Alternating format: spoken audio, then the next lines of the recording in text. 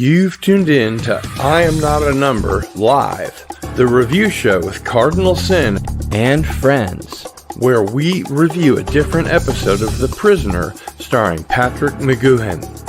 Each week, we discuss a different episode and its implications then and now. Follow along and make sure to catch the episode in our viewing order so you can be ready to ask questions and participate in the chat. New episodes premiere each week on Wednesdays from 3 to 5 Central.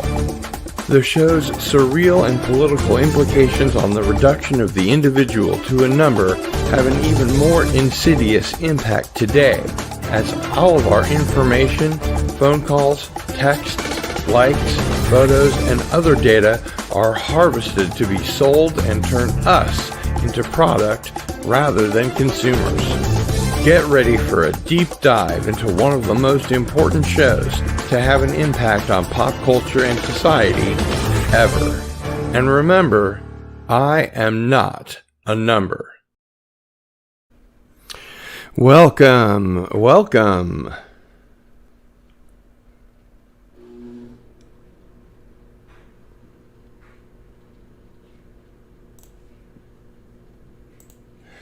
Welcome, followers. It is I, Cardinal Sin, and welcome to another episode of I Am Not a Number. Today we'll be looking at the episode of The Prisoner, A Change of Mind. So with that, let me encourage you to stay until the end of the episode,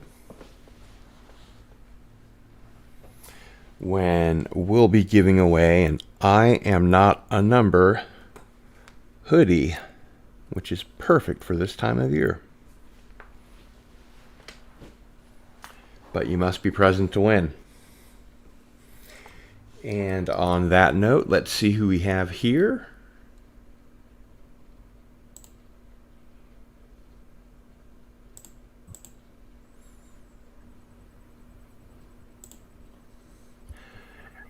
I see some of Rick, but I don't know if he's there. I am there. Can you hear me? I can. It looks like your camera is pointed toward the ceiling. Yeah, no, I'm having a bit of a webcam issue, I'm afraid. Is there any way I can just get up a still image so that we don't have this fuzziness? Do you see down where it says cam mic? Yeah. On the bottom? Yeah. Click on that. Yeah. And then click on camera and make sure you have the camera selected. Yep. Okay. And yep.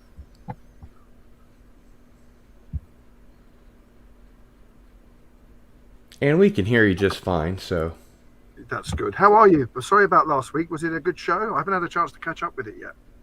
I'm well, and it was a show. Great. Well, we can't ask for much more than that, can we? So that's right. Well, it's good to see you. I'm sorry that you can't see me. I'm having a bit of problems with the webcam at the moment. That's all right. Feel free to correct as we go. Leaving the studio and coming back sometimes helps. And if that doesn't work, I did try that. No, I've had a problem for the last week or so with the webcam for work. I use it for video interviews for work, and it hasn't been. It's just like a fuzzy signal. I'm wondering if there's something wrong internally. If you have an image prepared, do you see your icon on the bottom next to mine? Yeah.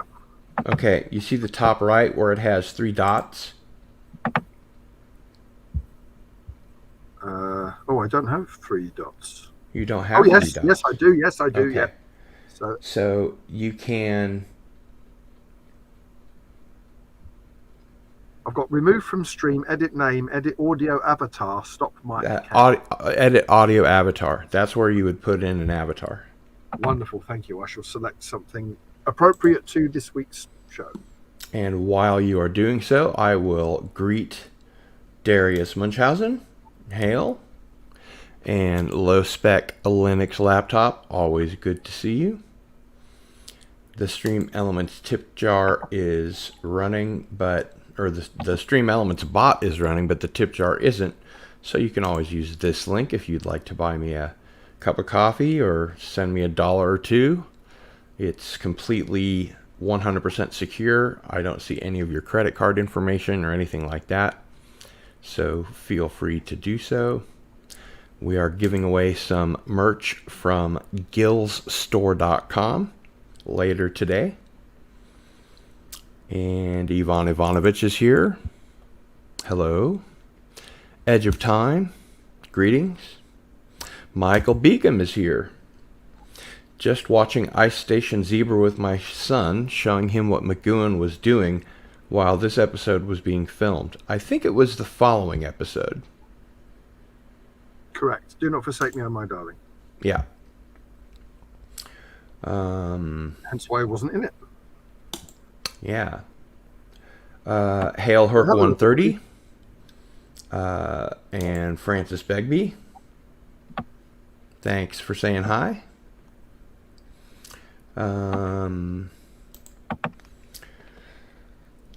Michael Beacom says, at Rick the Unmutual, anytime we get together talking about The Prisoner is a good time. Well, thank you, Michael. It's very good of you to say. And there we go. That's a very appropriate avatar. Yeah. And welcome, Brian Harnish. So let's go ahead and get to the commentary about Change of Mind. Rick, how are you feeling today?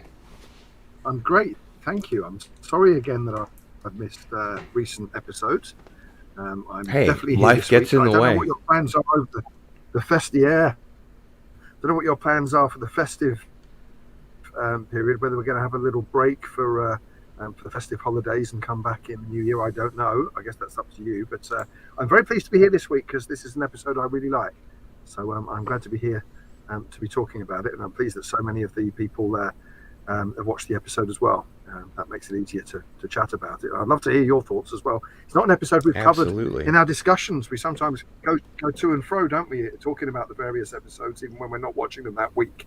We haven't really chatted about this one, and I think it's one of the more big ones. Yeah, there's a lot to talk about with this episode, for sure. Let me make sure. We may for once be on topic then. That'd be nice. I am feeling decidedly unmutual today. Well, I'm feeling that every day. Shouldn't we all be unmutual all the time? I think so.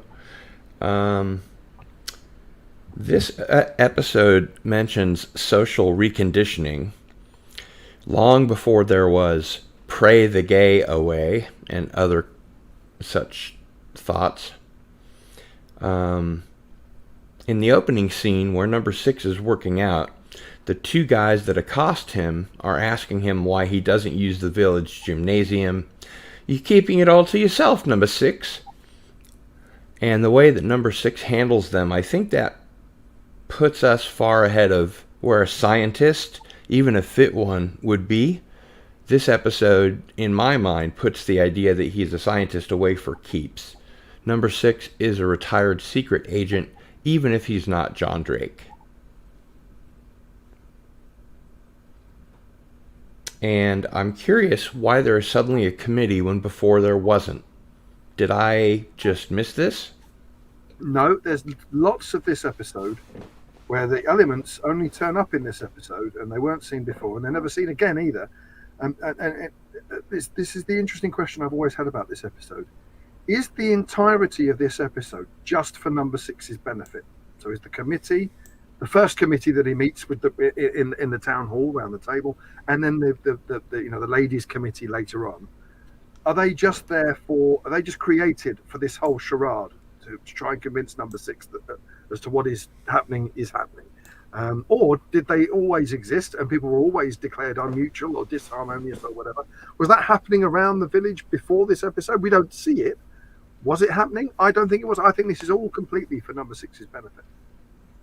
Hence why it's interesting that you mention that because This episode sways me a bit more on the makeup of the other villagers, whether they're all there for number 6's benefit or not, playing along part of the village.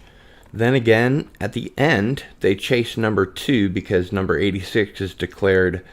Number 2 is declared unmutual by number 86, so maybe not.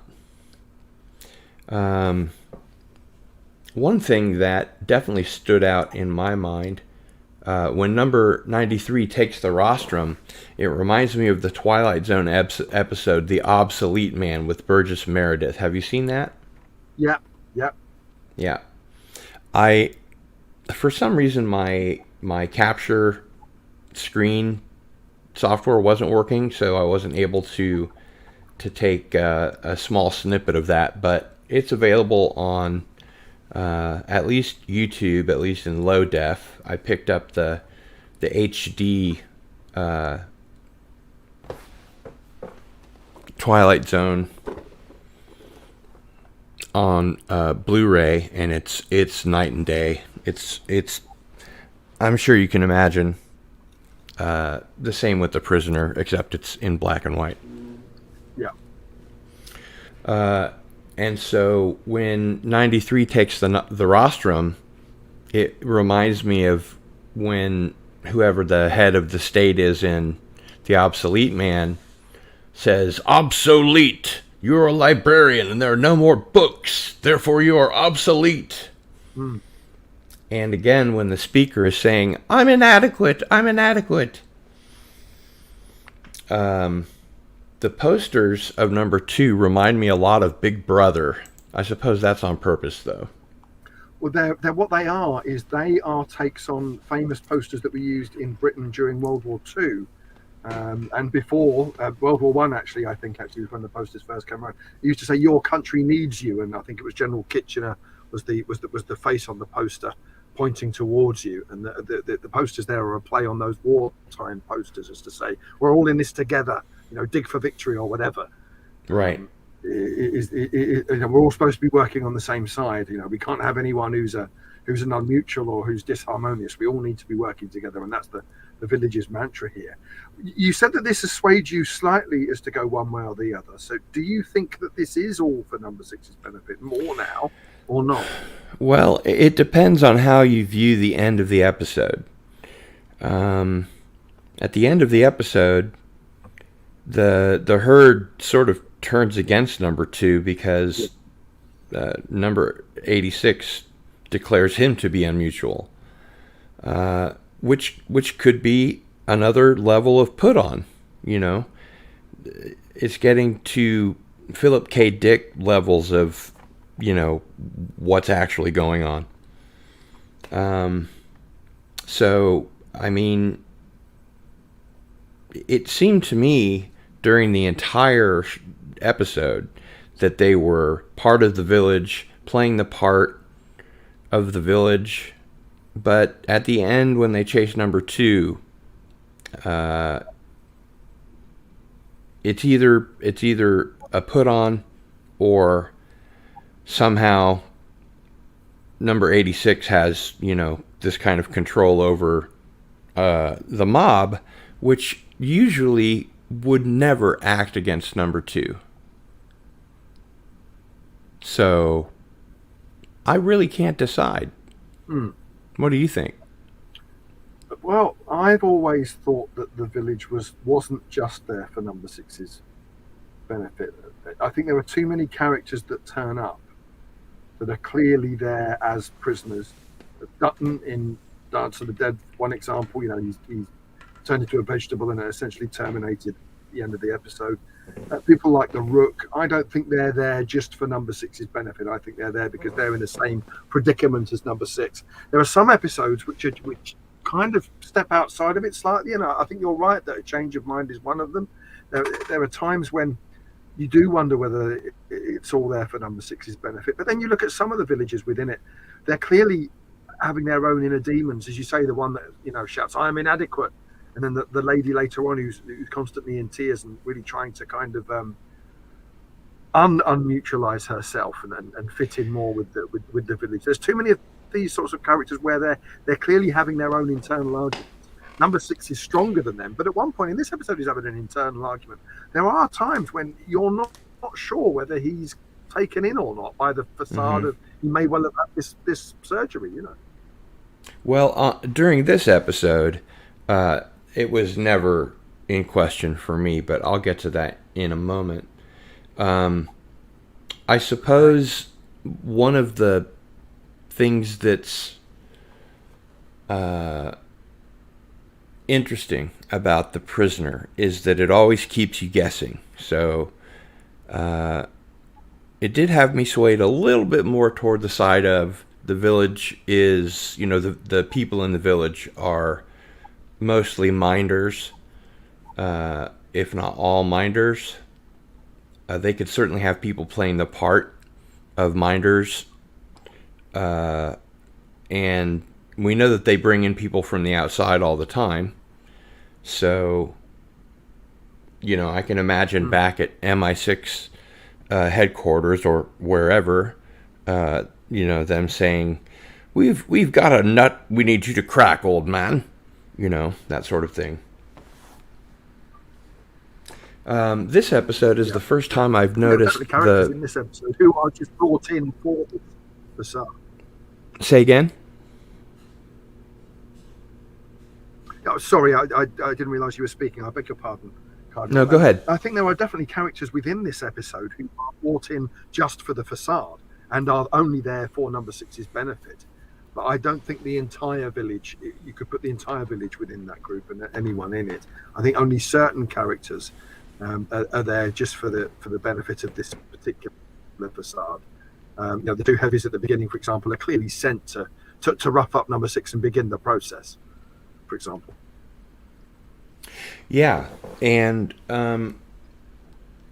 to speak to that, let me see here.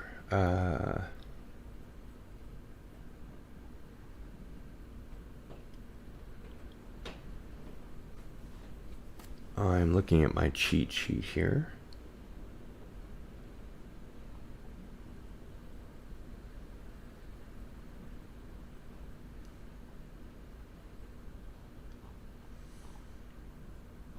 And there are quite a few.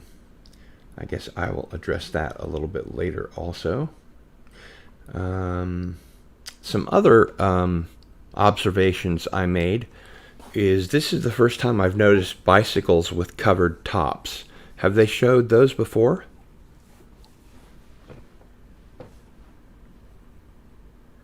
Yeah, I think you do see them kind of just in a couple of episodes. I think Arrival and House of the Dead are two where they're seen, so they do appear. I think this is slightly more obvious in this episode, probably because it's all on a set. You know, when we see Port Merion in this episode, apart from a couple of very short sequences, it's all a studio replica of Port Merion, and that's one problem. Blu-ray's wonderful, but one problem you get with it is that you can see the imperfections. And I think there's some scenes where it's obvious they're walking on a hard wooden floor and not actual sort of concrete cobblestones or whatever, and you can see the coins in the backdrop and the studio floor and so on. And so I think that's why the bicycles are more obvious in this episode, because they're not against a natural backdrop. Yeah, and still they did a very good job. I think that I saw some behind the scenes material where they were discussing you know, using photographs of Port Merion to build sets inside. Was it Pinewood where they shot this? Or no, MGM. MGM. Yeah.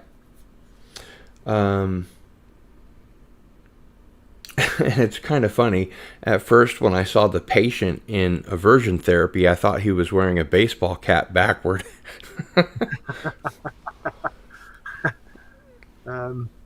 With that strap on his forehead.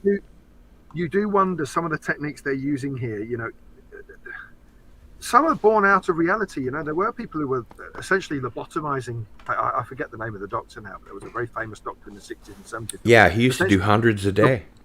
Yeah, and it was obviously all found out to be completely ineffective and whatever. But there's a lot of reality in this episode. You know, George Markstein particularly liked this episode because you just need to speak to any neurosurgeon to see that this is all real stuff.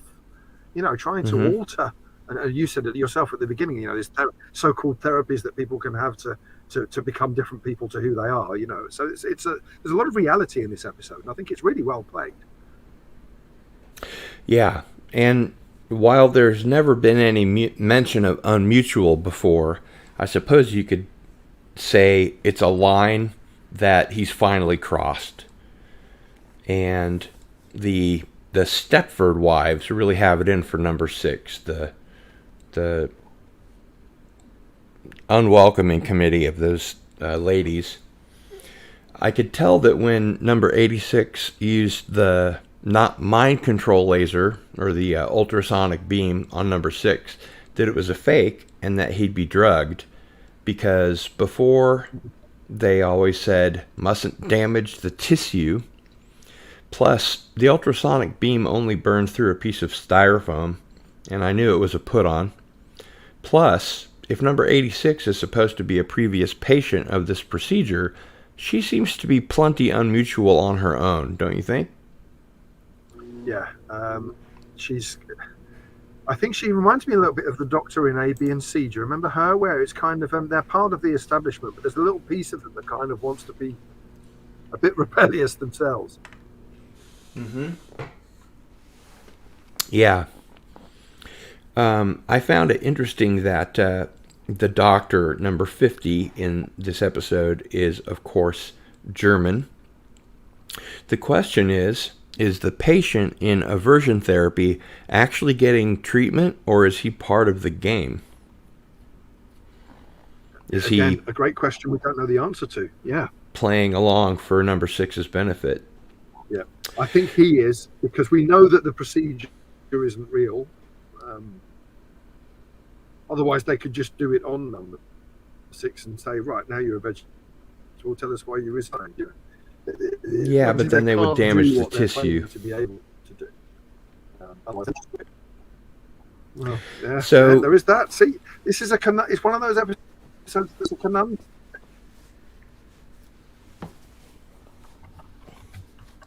Say again, we lost your audio.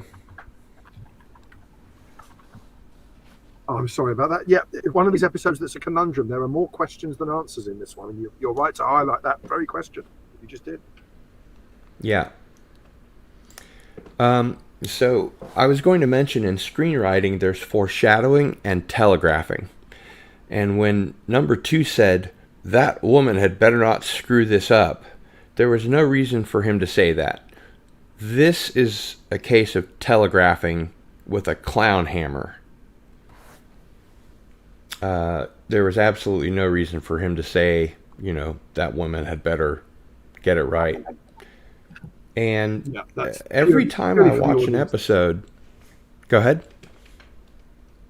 Yeah, no, I agree. Purely for the audience's benefit, it's Roger Parks, I think, was that sort of writer that he wanted to have that kind of making it easy for the viewer, because I think he recognized that it was a fairly complex plot for 1966, and he just wanted to have a few signposts in there to help people along, I would assume. You know, I'll tell you, Rick, I get the impression that this episode was very hurried. You know what I mean? There were certainly problems in production. The director was sacked on his first day. The director, of course, and Mcgoon then took it over. And I think it was at this point in the series where they began to realise that they were kind of slightly running over time, so things had to be put together quickly. Hence the extensive use of studio sets. They didn't have time to go back to Port Merion and do the outdoor sequences that were written. So I agree with you. I think this one was one that was kind of could have done with a bit more time. Yeah, I think so. This one needed at least a script polish, if not a complete rewrite. But it has a lot of brilliant moments to it, which kind of make up for that. Again, watching this restoration, it's so good you can see the makeup on their faces, which I suppose begs the question, well, how do they apply makeup today that's different from how it was done before?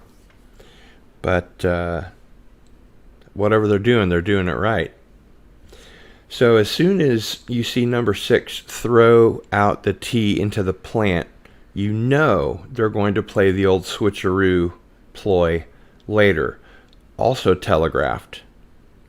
When number 2 is asking number 6 why he resigned, it's almost as if he expects anything other than babble. And I wanted to ask you, Rick, is the term one for me, one for thee, one for pot, and one for luck a standard quote? Because I've only heard one for the pot. Yeah, no, I wouldn't. It's not commonplace nowadays, but yeah, I think that rhyme did exist in the '60s, where you'd be making a cup of tea for someone, and you'd say one for me, one for thee, one for the pot, and one for luck. That is what people would do. They would over tea the pot, so to speak. Obviously, in the days before tea bags, really. Yeah. And of course, number 2 and the supervisor can't see the switcheroo from their angle. Number 6 has been in number 2's office in the Green Dome many times and has seen him spying on not only others, but his own cottage, and knows the angles that they can see. Yeah, so when he switches those, he's ahead of the game at that point. Yeah, he's ahead of the game at that point. He knows what's going on. But you do wonder. There's a few episodes where this happens. A, B, and C. You picked up on it, where when you said, "How is number 6 not noticed?" Climbing into the laboratory and switching the the injectors and liquids and everything. You do wonder what the hell all the observers and people are doing here, when they're not noticing, even the most obvious things that are going on. Well, I try to use Doctor Who logic in cases like that, where they don't expect anyone to be able to get in, so they don't have to surveil it, Well, in Dance of the Dead, they have dedicated observers, don't they? That it's their job to watch one person. Number 6 has an observer, and other characters in the episode have an observer, where their job is just to watch that one inmate. But if they go somewhere that doesn't have any surveillance cameras, then they won't be able to see him. Well, yeah, but once they've gone, you would think. I mean, you're right, and that is obviously what happens. But you would think that the village, which obviously has incredible resources at its disposal, would think to themselves, he's just walked off of our camera range, someone better follow him. Or, I can't see what he's doing in that kitchen, let's stick another camera under the cupboard. It's right. You'd wonder where that would, why that isn't happening. And number 46, who says he was unmutual and saved by social conversion, really has to sell number 6 on the idea, but it's too late. Number 6 is way onto him and the village. By the way, where did number 6 get all the metal piping for his overhead bars, when previously, stone tools were almost crossing the line for Leo McKern's number 2? Yeah, that's a very good point. Although he does spend lots of episodes randomly stealing things, and again, never spotted. He builds an entire radio set in Checkmate without anybody noticing. So you do wonder if it wouldn't be difficult for him to take a few metal broom handles and adapt them for use in the woods. And the way that number 6 handled those 2 guys the second time, I think further ramifies that he was a secret agent, not a scientist. And the way that he hypnotizes number 86, you can tell he's done it before. So let's go to the beginning of the episode. We start off in blistering form with number 6's gestures of defiance, total confidence and frivolity in the face of a show trial, in the same vein as the Nazis' special courts. As I mentioned before, much like Burgess Meredith in The Obsolete Man. Season 2, Episode 29 of The Twilight Zone. His punishment was initially to be ostracized by everyone as unmutual, a clear parallel with the Red Scare in the U.S. and its associated campaign of fear. The escape route from this is to go to the rostrum and confess. But seeing as how the judge will tell you what to say, it isn't really a confession, it's a humiliation. One of the problems here is that public enemy number 6 is clearly not going to be shaken by it. The episode worked very hard to sell you the horror of being ostracized by society. Let's see how our loner withstands real loneliness. But everything that we've learned about number 6 so far has made it abundantly clear that he is not the sort of man who will be unable to withstand real loneliness. Instead, he is the sort of man who would bear for his entire lifetime loneliness rather than let it break him. So ultimately, the metaphor of the flock of geese symbolizing community falls flat. These people are no friends to number 6 anyway, and it would have rung a lot more true if his frivolity had followed his period of isolation. When everyone gets up and leaves their drinks behind at the cafe, he should simply have thanked them and enjoyed the free beverages. At least that would have been in character. The next stage of number 2's very bizarre plan is to pretend to lobotomize number 6 without actually doing it, even going as far as to televise the operation. I'm not sure whether or not to categorize the villagers as sheep. All the evidence in recent episodes has pointed to them being ex-spies who are actively fighting, but some of whom had been broken by torture and brainwashing, etc.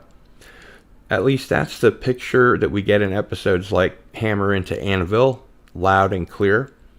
But in this episode, the villagers really do act like sheep, and nobody seems to be on the side of number 6 until the herd turns. I think it's the bleakest portrayal of the village that we have seen so far. Thoughts?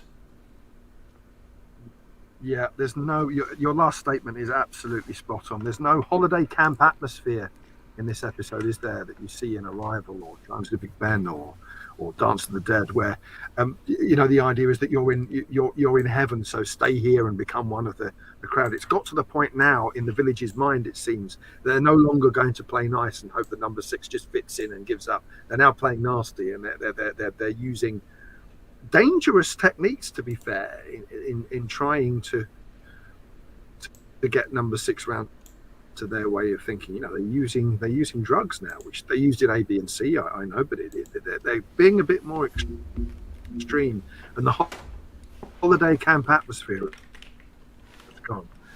And it's slightly dark. It does make you think a bit more about what's going on here. What are they trying to achieve, and what lengths will they go to achieve it? I like the darkness that gives you. Yeah. And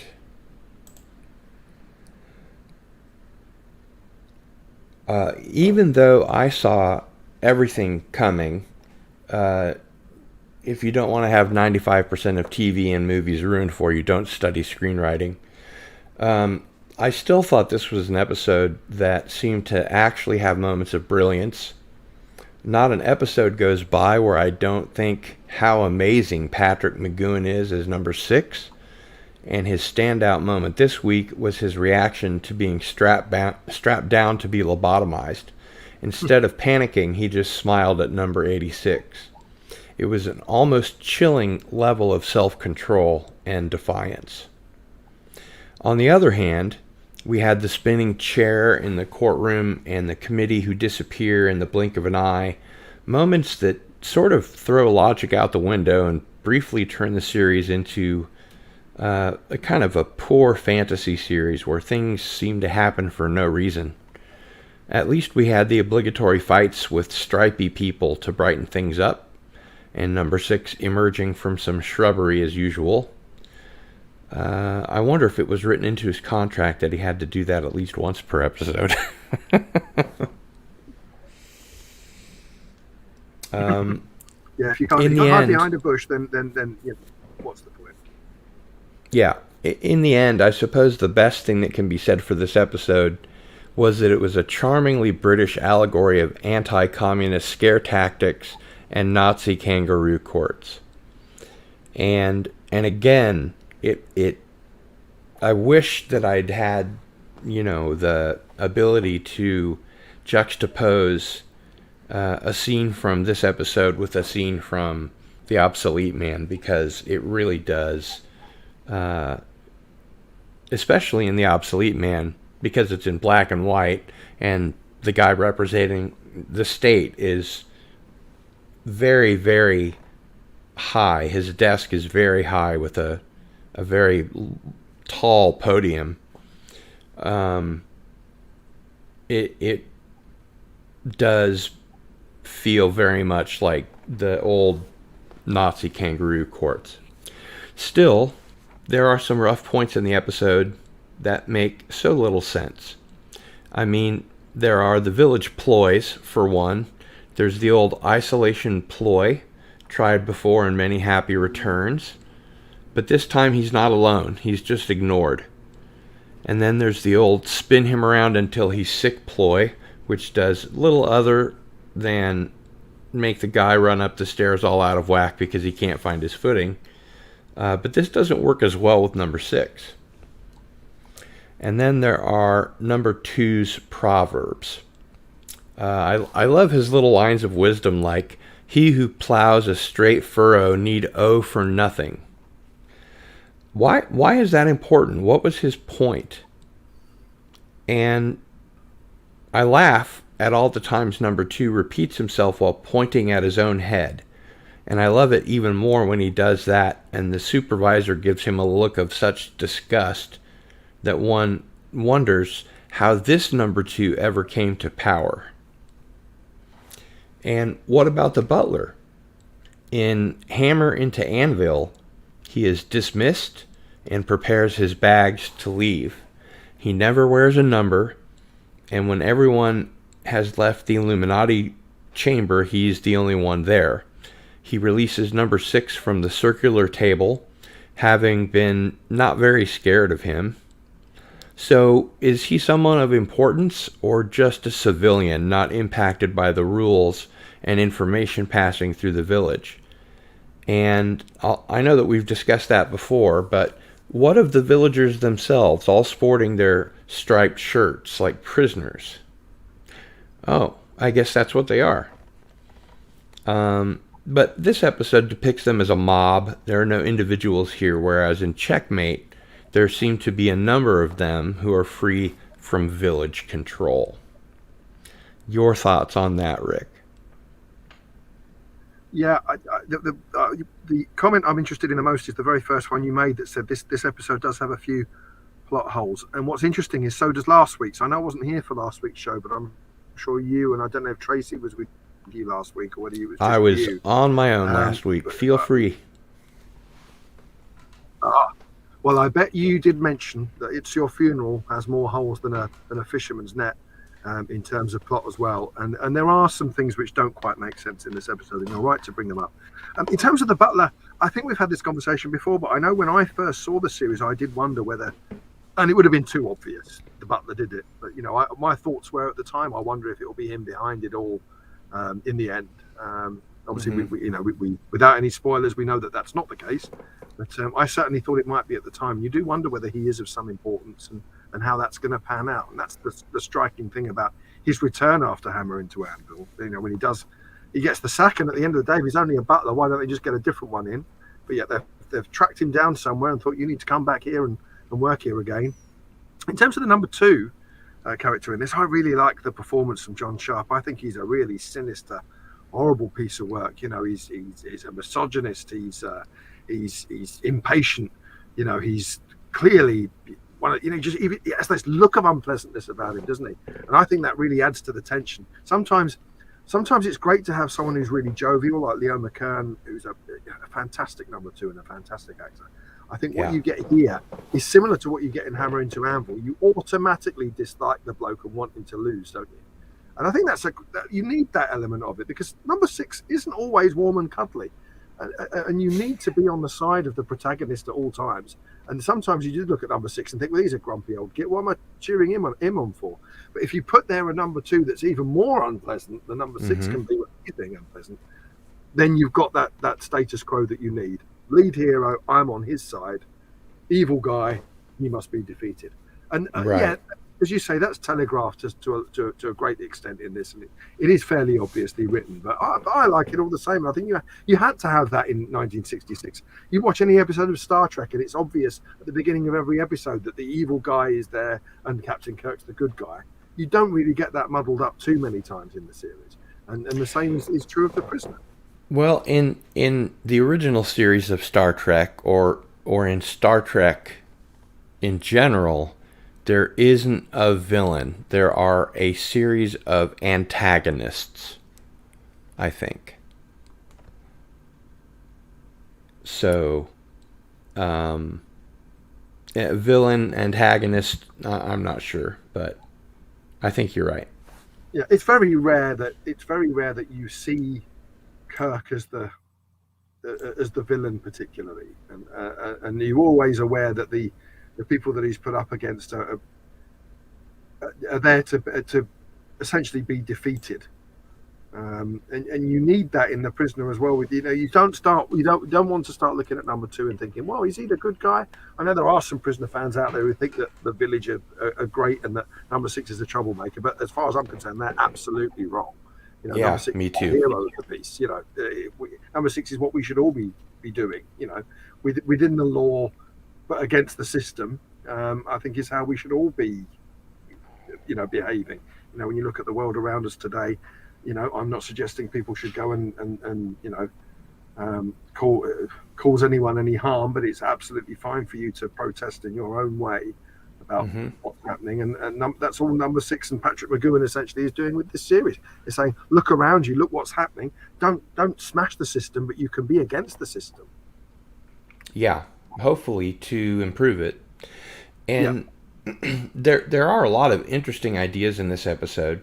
The idea of instant social conversion is scary. We are all subject to the social contract, and those who do not follow it are lone wolves.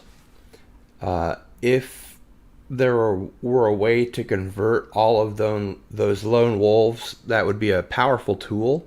And if the Village really has that, how could number 6 survive it? As they depict it as lobotomization, it's even more terrifying.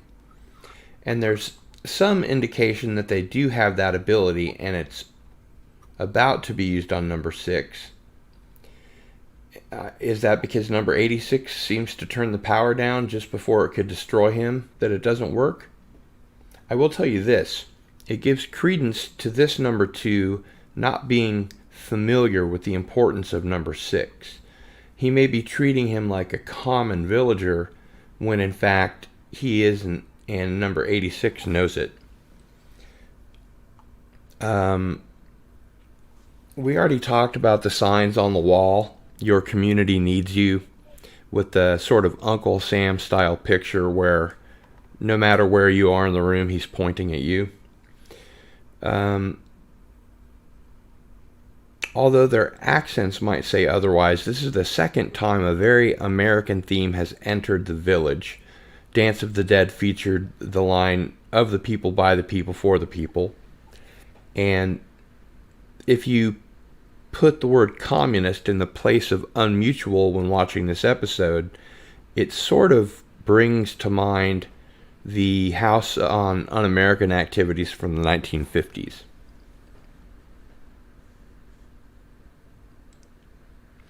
One thing that did interest me, number 86 has a change of mind herself when number 6 hypnotizes her. He actually uses one of the Village's techniques against them, but I don't understand why didn't he ask her who number one is?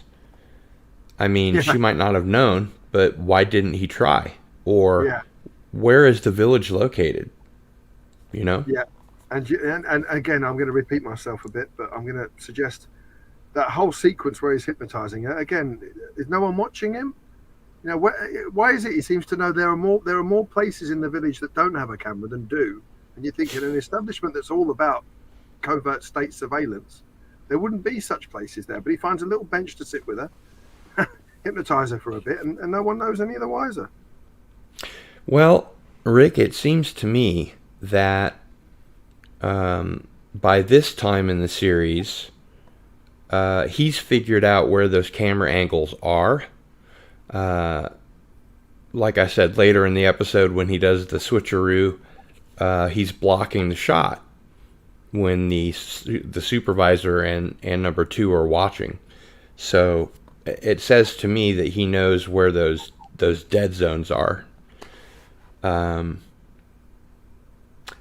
episode ends with my favorite ploy, but it's reversed. Number 6 uses it on number 2. It's the umbrella smackdown ploy, wherein your victim is beaten within an inch of his life until he gives up the desired secrets. Number 6 gets the villagers to beat the hell out of number 2, and he's lost in a sea of bodies. But if you remember, It's Your Funeral, you know, number 6 doesn't want the villagers punished for an assassination attempt on number 2, but he's all right with them beating a number 2 to death.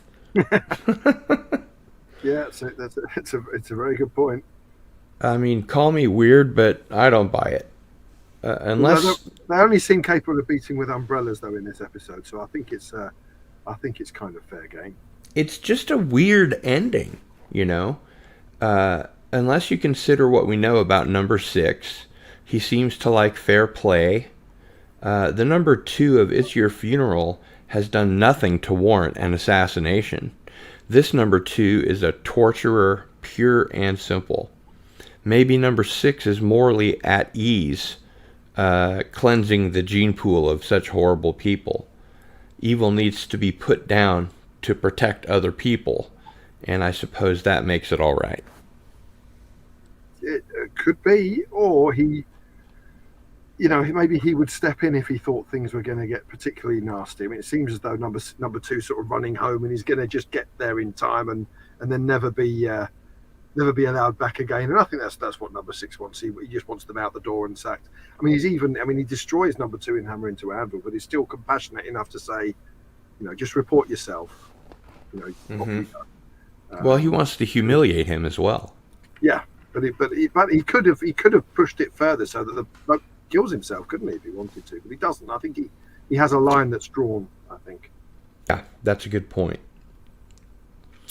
Would you say you actually enjoyed this episode, Cardinal? I quite liked it. I always view it once on my big screen TV and just sort of take it in. And then I watch it on the DVD, or the Blu-ray rather, pardon me. And then I start taking notes and making notes of things that don't add up and things that I like, and etc. But I did enjoy this episode. I found myself enjoying this episode more than most. I'm not exactly sure why, but I have an aversion to brass band music. And they use that in The Prisoner an awful lot, mostly because it's public domain, I suppose. But you never really can tell. I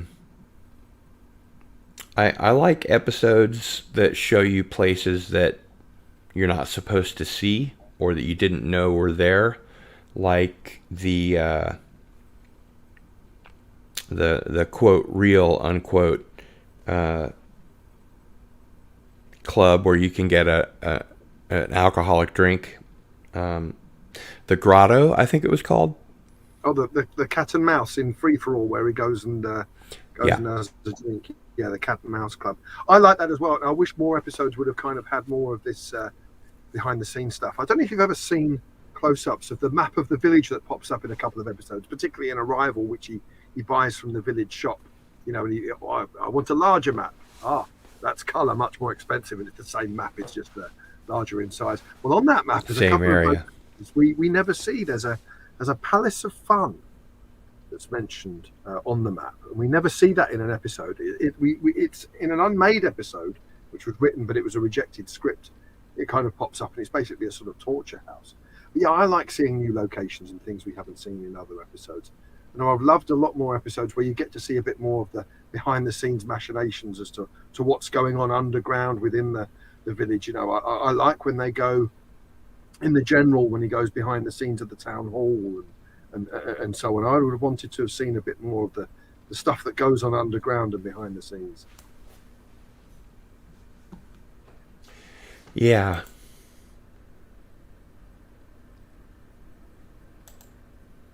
Okay. But I'm glad you enjoyed it. I think it's an underrated episode. I've gone through periods where it's been my least favourite, and I think that's because of the plot holes. Really? It applies to It's Your Funeral, but I just like the performances so much. I think John Sharp's excellent. I think Angela Brown is excellent. I think Mcgoon's great. Even some of the bit part players. We see Michael Billington at the beginning, who was it was almost James Bond at one point. We see some really nice little guest appearances.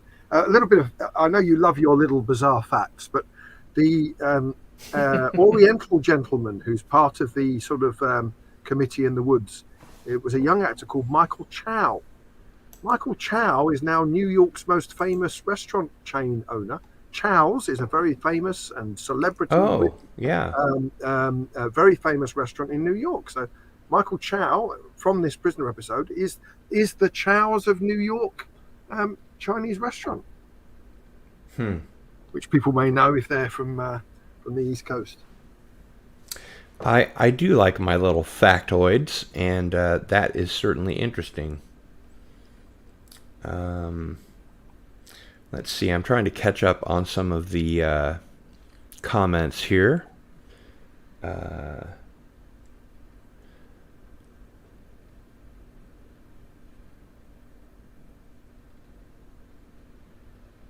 Brian Harnish says, I'm finally caught up and just before change of mind. Well, spoilers. Ivan Ivanovich mentions the tough who says, you'll face the committee for this is Michael Billington. Does that ring a bell, Rick? Yep, that's the gentleman I just referred to. He was nearly James Bond at one point. He's probably most famous for a Jerry Anderson live-action TV series called UFO, which starred Ed Bishop, created by Jerry Anderson, who, of course, made Thunderbirds. It was his first live-action show, and Michael Billington was one of the leads in that. And another factoid, at the point at which Michael Billington was in The Prisoner, he was the flatmate of Tony Sloman, and Tony Sloman was film librarian on The Prisoner series. Right. Was the youngest person to be a member of the production crew on The Prisoner. So there's lots of little coincidences that go on behind the scenes. But Ivan is quite correct. That's Michael Billington, a very small bit part, but he went on to be a fine actor. As I say, considered for James Bond, didn't happen. And then kind of as the 70s went on, his kind of career disappeared a little bit. Kind of fizzled out, huh? Yeah. Alexis Cano is another one from the era that was great in The Prisoner, had another couple of great roles, and then kind of disappeared. But there were reasons for that, and we'll go into it, I'm sure, when we get to the episodes where Alexis Cano features prominently. Sure. Michael Beacom says, at Cardinal Sin, I think the mob turning on number 2 is prescient of today's cancel culture, where the virtue signaler of yesterday becomes the cancel victim of today. That's actually pretty insightful. And Edge of Time says, Unmutual of Port Marion presents Wide World of Rover. That may be an American joke only. Okay. ABC used to have Wide World of Sports over here. Okay. So, and it was brought to you by Mutual of Omaha. So, Unmutual of Port Marion presents Wide World of Rover is kind of funny. Got it. Thank you. Thanks for helping out this uneducated Brit. Quite all right. Michael Beacom says, at Rick the Unmutual, questions are a burden to others, answers a prison to oneself. Absolutely. And Darius Munchausen mentions, over here we say tissue, not tissue. And, of course, Edge of Time says, don't squeeze the Charmin, which is probably another American joke. Good morning, Yvette. Evening, rather. She lives in your neck of the woods. It is very much evening, yeah. 5 to 10 here. Ivan Ivanovich says, one for me, one for thee, one for the pot, and one for good measure. Haven't heard that before. Yes, Yvette, Rick is... are you in Wales? I am in Wales, but I am originally from London, so that's probably why she said that, because she knows the accent. Yeah, I was born in London. I grew up in a place called Essex, which is next to London, and I now live in Wales. Yeah, about an hour from Port Marion, and I was there yesterday and this morning, actually. My wife and I had a night in the village. Really? We did. We stayed in what is in the series the Old People's Home, which is the big white building on the front, and that's actually a hotel building. And we went last night for a nice night away. And did you sign lots of books? I didn't sign any books, although they fortunately did have them for sale in the shop, which was very nice. But we were more or less, when we went for a walk round, there seemed to be hardly anybody else there. It's that time of year where it's kind of, the weather's not great, so people don't tend to go to Port Marion very much. But we had a festive Christmas dinner in the hospital, which is the castle at the edge of Port Marion, but it was the hospital in the series. So we ate there yesterday lunchtime, went for a bit of a wander in the drizzle, looking at the Christmas trees and whatever that Port Marion had up, stayed over in the Old People's Home, and managed to escape. Who would have thought it? There is a way out. If only good on you. Yeah, if only number 6 had just gone out through the toll gate, it'd have been all right. It was a bit easier for us. But yeah, Yvette, a very nice time. Yvette also mentions she was taught one for each person and one for the pot. Yeah, it's a British thing, and if Yvette is from Europe, then she would. She's from England, yeah. Yeah, there you go. Then that's why it's very much an English thing. But when you watch The Prisoner, Cardinal, do you see it as a very British series, or do you just view it as good science fiction or whatever you want to call it, that is fairly transatlantic?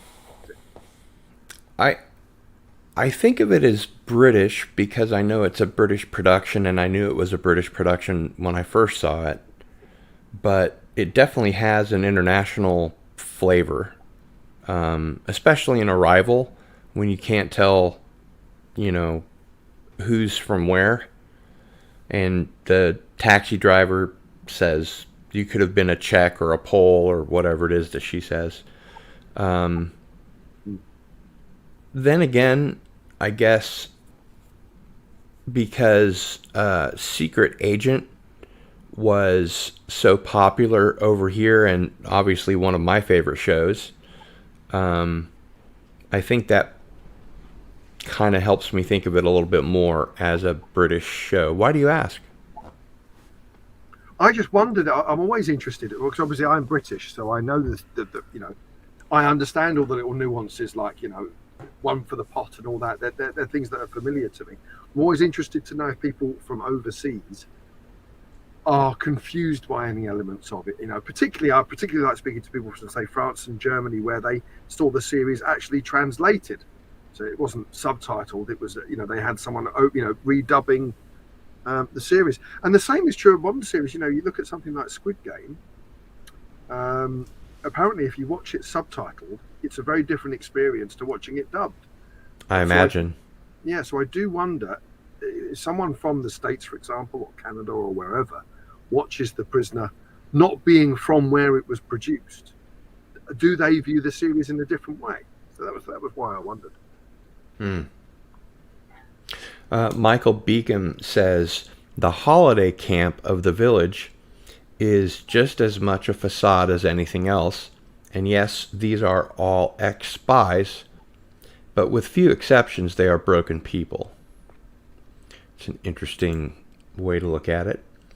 Brian Harnish says, I have found the unraveling of the current number 2 in Hammer versus Anvil masterfully done when it comes to the interactions of the villagers. And Michael Beacom says, at Cardinal Sin, you saw this as Nazi allegory? I saw it as communist. The Cold War was on. The Berlin Wall was up. There were real prisoners in the world. Oh, certainly, certainly. I'm speaking strictly from a fiction perspective. And I think, Michael, when I mentioned the obsolete man, I just couldn't get it out of my head. In that episode, there are very strong Nazi overtones. So, I think that's where that came from. Ivan Ivanovich says, striped shirts like either prisoners or Frenchmen.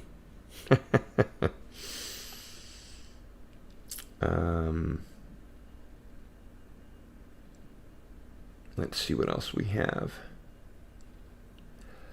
Ivan Ivanovich goes on to say, I've long believed that the striped shirts are there to make the village seem less English. Does that ring true for you, Rick? I can't agree or disagree. I think that's a fair comment.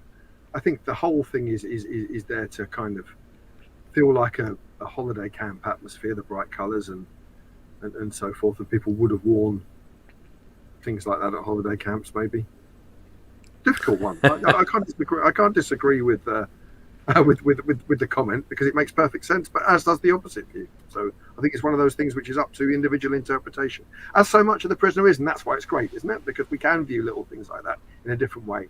There's no right or wrong answer to things like that, is there? You know, you can argue about whether someone was cast for a certain reason or what the changes in script were, because they're factual. But anything that's interpretive, you can't say there's a right or wrong answer, or that this is the way it is and this is the way it isn't.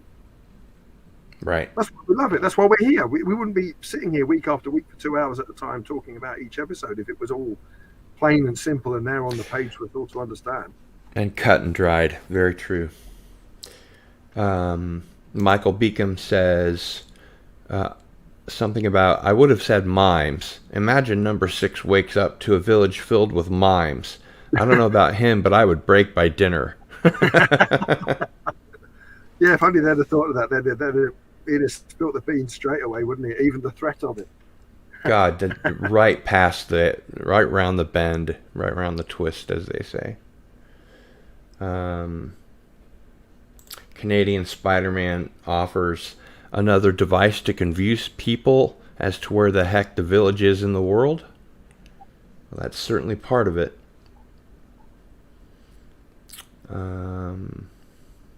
Daryl the Derelict is here. Hello.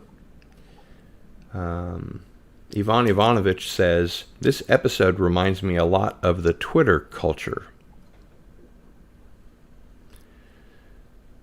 And Michael Beacom says, The Prisoner Companion by Robert Fairclough. Is that his name?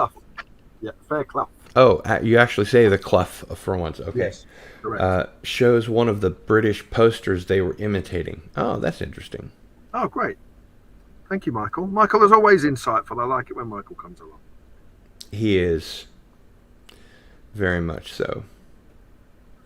And although Michael says, we have a storm coming here, so I may lose internet shortly. Oh dear, well I hope he's all right. But then again, I'm saying that all your listeners are very insightful. I always like to hear from Ivan and Canadian Spider-Man. They always have interesting things to tell us, and that's great. You don't often get that with these types of things. Sometimes people just watch along and nod, but it's nice to see comments that are, we're all learning things as we go along, aren't we? And that's great.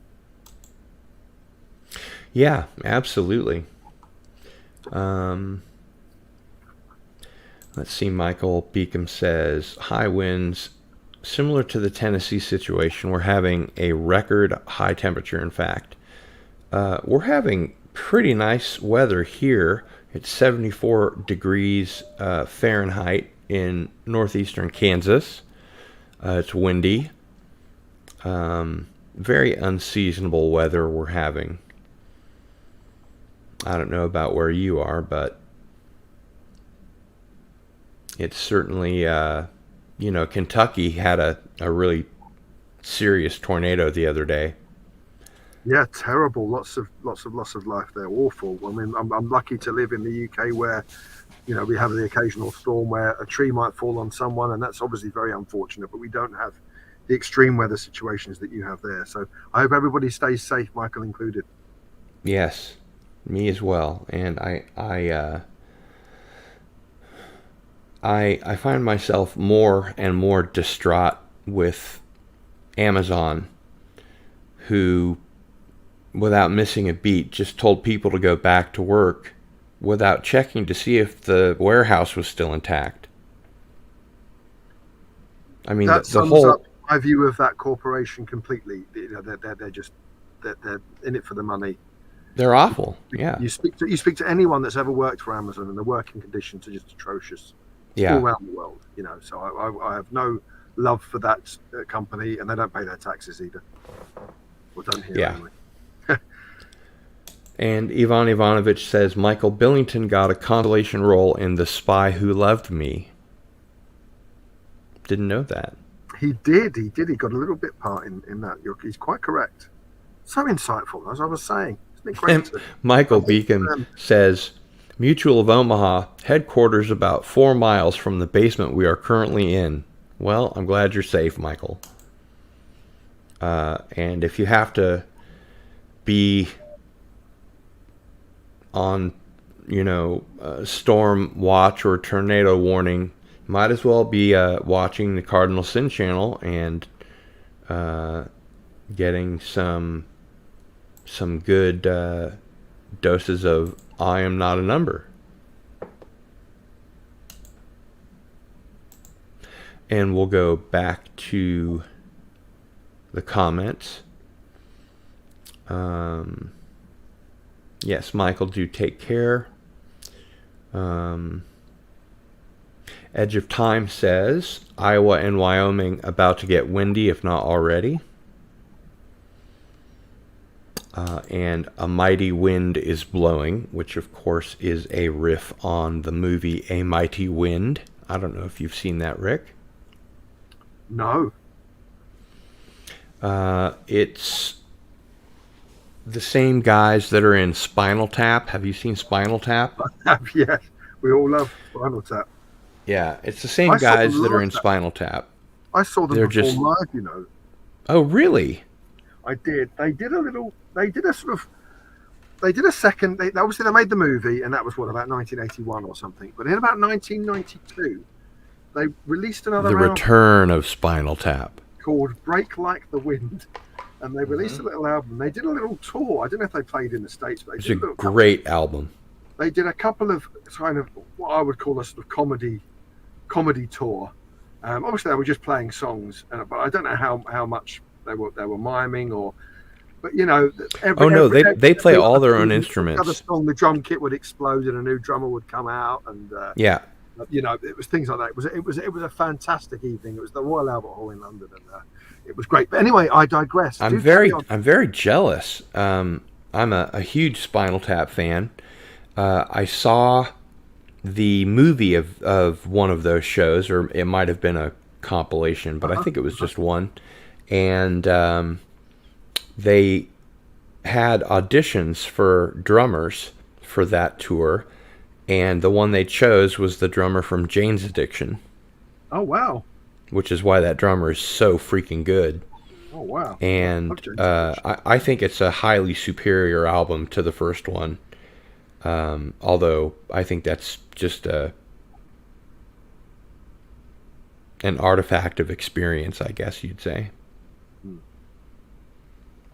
But the movie A Mighty Wind is the same guys, but they're in a folk group. So it sort of leaves more room for. I'm writing that down. Write that down. And you also know that Spinal Tap was almost completely improvised, right? I believe a lot of it was, yeah. I mean, that just shows how incredible those guys were. Yeah. Michael McKean, Harry Shearer, and I always have a problem with the third guy's name. Yeah, no, I never know their names. I just know them as Nigel Tufnell, David Snubbins. There you go. David St. Hubbins. Let's see. Michael Beacom says, at Rick the Unmutual, lucky man. Once they stop quarantine, when do you recommend people book trips to Port Marion? Well. Now remember, this is for Michael Beacom. Yeah. I love Michael. Port Marion is amazing whenever you go, and it has a different atmosphere depending on the time of year. So there's pros and cons. If you want to go and be the only people there, which is a wonderful experience to wander around the village when it's not packed with tourists and holidaymakers, and the natural thing to do is to go in the winter. The problem is with that is that it's going to be wet and cold, and there's only 6 hours of decent daylight while you're there. If you go in the summer, then of course you have the wonderful brightness, which brings out the colours of the buildings, but the place is packed with holidaymakers and tourists, and is also very expensive. If you want to just go as a visitor, it costs £10 to get in and wander around, and that's not particularly expensive. If you want to stay there in the summer, just for a night, you're talking sort of £300. You're going to pay through the nose. Yeah, whereas in the winter, obviously you can get it a lot cheaper and stay as me and my wife did. Yeah. That sounds delightful. I bet you guys had a lot of fun. Whichever way you do it is great, and you'll enjoy yourself. And everyone should go to Port Marion at some point in their life if they can. I appreciate people who live in the States. It means you've got to come to the UK, which is obviously isn't cheap. And then once you're here, you then got to get from the UK. And most people will probably be going to either London or Liverpool if they're coming to the UK because you're really. Well, I think people in America when they come to the UK want to go to London, don't they? They want to see the Parliament and Buckingham Palace and Liverpool because they're Beatles fans. Exactly. I think that tends to be where Americans tend to go when they come to the UK, and that's what I would do. If I go to the States wanting to sightsee, you'd go to the Statue of Liberty and the Golden Gate Bridge and all the picture postcard places. So it's difficult enough to get to the UK, I think, and then once you're here, you then got to try and get up to North Wales, which is kind of unless you're driving yourself, which you might not be because you're probably relying on public transport. It's a day's travel there, so it's a Herculean effort to get to Port Marion if you're from overseas. It's an all-day effort. Yeah, but I would advise anybody to do it because it's like The Prisoner. It's a unique experience going to Port Marion. As watching The Prisoner is a unique experience. There's no other series where you're watching something similar, I don't think. And Port Marion's a unique place. And Clough, like Mcgoon, was a genius who could see things that no one else could see. And he took various elements like a jigsaw, like a patchwork quilt. It's only when you put it all together it makes sense. And it's a bit like The Prisoner, really. Mm-hmm. Mm-hmm. And you can also tell that some of these episodes were the stretch episodes, and others are, the ones that I think Patrick Mcgoon had in mind when he was planning the whole thing out. Yeah, very much so. He went there with Danger Man. Early episodes of Danger Man had some filming in Port Marion, and he said that when he went there, he immediately thought, "This is the place. This is the perfect." I think his words were, "This was the perfect place for my man in isolation." I think that was his words. Right. Give or take the old one word. That was what he said. And what's interesting about when he went there with Danger Man, the centre of the village, which we know as the piazza where they wander around with the umbrellas and the free-for-all parade takes place there, and it's such an integral part of the village. That was a tennis court when Mcgoon first went there. So it's amazing that he saw Port Marion with a massive tennis court in the middle of it, and still was able to think, we can do something with this. And that shows the genius of not only Clough, but Williams Ellis, who built Port Marion, but I think Patrick for seeing something in that, because we talk about the remake, and we're not going to go into how bad the remake was, but I think one of the reasons it visually wasn't particularly good was that the place they chose wasn't Fort Marion. They just chose a place in the desert with identical houses, and you think, well, yeah, whatever. I think Port Marion is so visually unique that I think, you know, The Prisoner is benefited from being in Port Marion. If they'd have chosen anywhere else, or a studio set, or built a village, or just used any old English country village, I don't think it would have been as good. I think Port Marion adds so much to The Prisoner, in the same way that The Prisoner. It's definitely a character. Yeah, very much so. That's a great term. Well, how did you do that in 4 words? I've just been waffling on for 2 minutes. And you that's 4 words. You're quite right. I'm just reading down the comments here, and the Edge of Time answered Michael Beacomb's question when it's not raining. What, Port Marion's which is probably most rain, of the time. You say that Port Marion's gorgeous in the rain. This lovely misty ethereal effect comes over it. So whatever the weather, Port Marion's an amazing place. We did get a bit damp yesterday. It was a bit drizzly, but what can you do? Wow. Michael Beacom says 80-mile-an-hour wall bursts definitely qualify as a mighty wind. Gosh, Michael. Wow. We are thinking about you for sure. Ivan Ivanovich says, I've always viewed The Prisoner as British. There are a lot of British elements to how the village is organized, which he spelled with an S, and how people behave. Mm-hmm. And let's see, what else do we have here?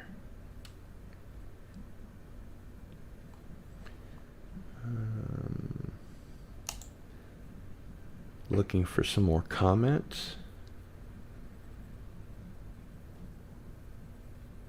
Oh, Michael Beacom says that he was reading about Tennessee, but he meant the Kentucky tornadoes. Darius says weather in Michigan is unusually nice. And Brian Harnish says, yeah, those tornadoes were just insane. Yeah, the thing that really bothers me is it flattened an entire town, one that I'm familiar with, Evanston, Illinois, which is a very small town, but it was where we used to get off when we would go up to visit my mom's mother, my grandma, for Christmas. And apparently the whole little town just got flattened. And Amazon, for their part, way underplayed the amount of people that were injured or killed, and that's not cool. I guess they realize that they can control that information if they want to. Canadian Spider-Man says, glad there are not tornadoes over here at least, to which I would add, yet.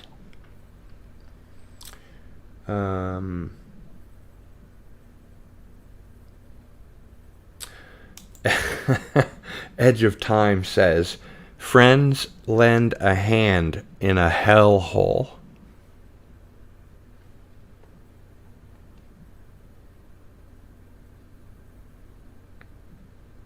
Rick? Yes. Friends lend a hand in a hellhole. Yeah. Lick my love pump. Michael Beacom also says at Cardinal Sin, now you have me seeing Judy Garland emerging from a doorway to view the village, saying, Toto, I don't think we're in Kansas anymore. Yeah, funny. I've never heard that one before. Darius Munchausen says, when I go to the UK, I first want to see the small town in the middle of nowhere that my great-great-grandmother came from. And Edge of Time mentions Best in Show is also worth a giggle.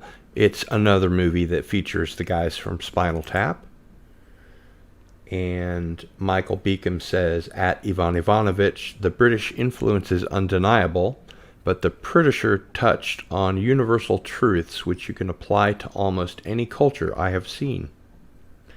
And I think there's a lot to be said for that. Mm-hmm. And Sean Beacom is here and says, I like The Prisoner, but what would have happened if Doctor Who popped in?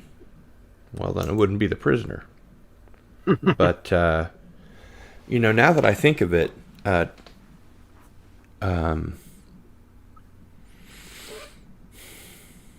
the companion that reminds me the most of number 6 is Mark Strickson.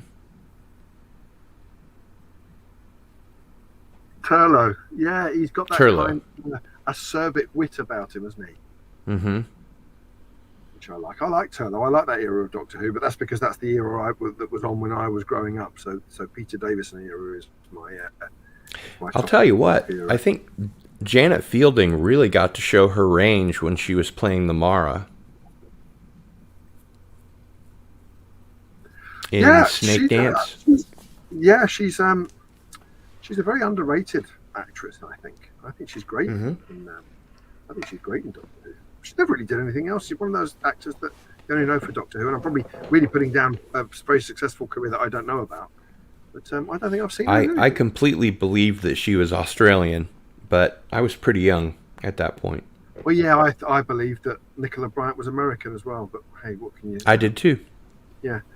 What's interesting about Nicola Bryant, you probably know this, I'm sure you're a much bigger Doctor Who fan than I, but after her, 5th or 6th episode, she appeared on a children's TV show, Saturday morning children's TV show called Saturday Superstore, as herself. It was kind of like a magazine show for kids where they'd have special guests on, and there'd be music reviews and quizzes and things like that. And they had Colin Baker and Nicola Bryant on talking about, the forthcoming Twin Dilemma episodes of Doctor Who. It was just after the transition between Peter Davison and Colin Baker. And even when she was being interviewed, she was speaking in an American accent. And apparently, as John told her, said, look, whenever you appear on a chat show, you've got to be American so that all the kids watching think you really are American. Really? That wouldn't happen now, would it? You'd never get a character to a show, having to speak in the accent that they're acting with. You wouldn't get Hugh Grant being interviewed about, not Hugh Grant, Hugh Laurie being interviewed about House and him still speaking in an American accent. Especially now that the series is over, but even when it was on. Oh dear. Yeah. Yeah, so that was astonishing because I knew at the time that she was British because I was only a kid, but I knew. I'm thinking, why are you talking American? Kids were phoning up and asking her questions. Oh, how did you get the part or whatever? And she was answering them in an American accent. Astonishing. Good word from Michael Beacom at Cardinal Sin. Storm blew through, still have power, all is well. Thanks, everyone. And yes, it did blow through fast. It sounds like it. To hear that. Very glad to hear that. Everyone in the neighborhood is well. Yes, absolutely.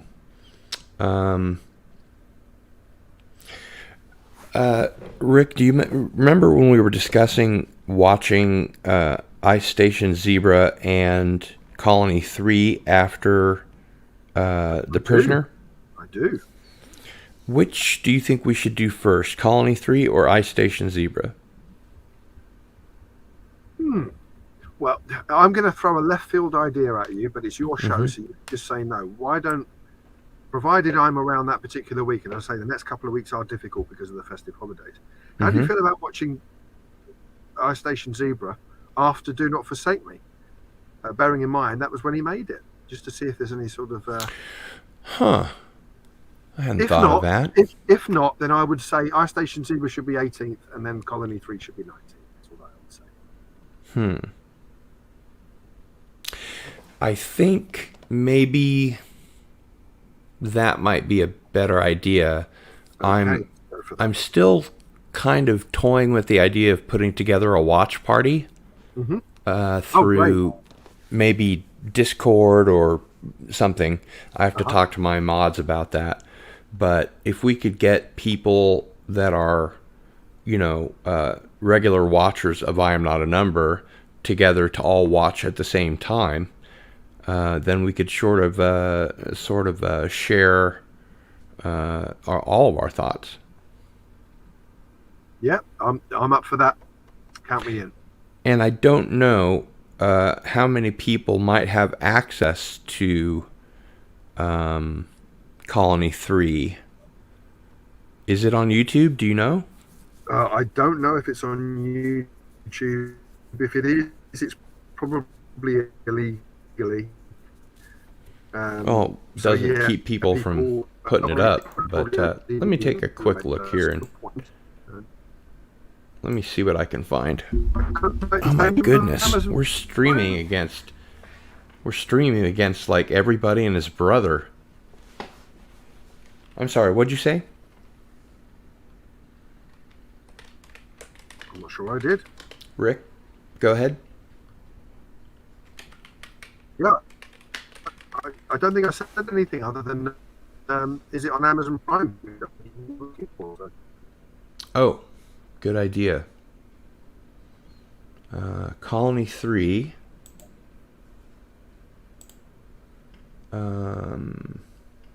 Looks like just a portion of it. Let's try Amazon.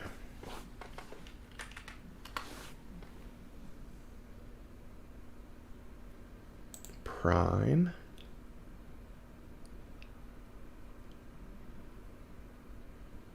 Where's my Prime Video? Come on. All right.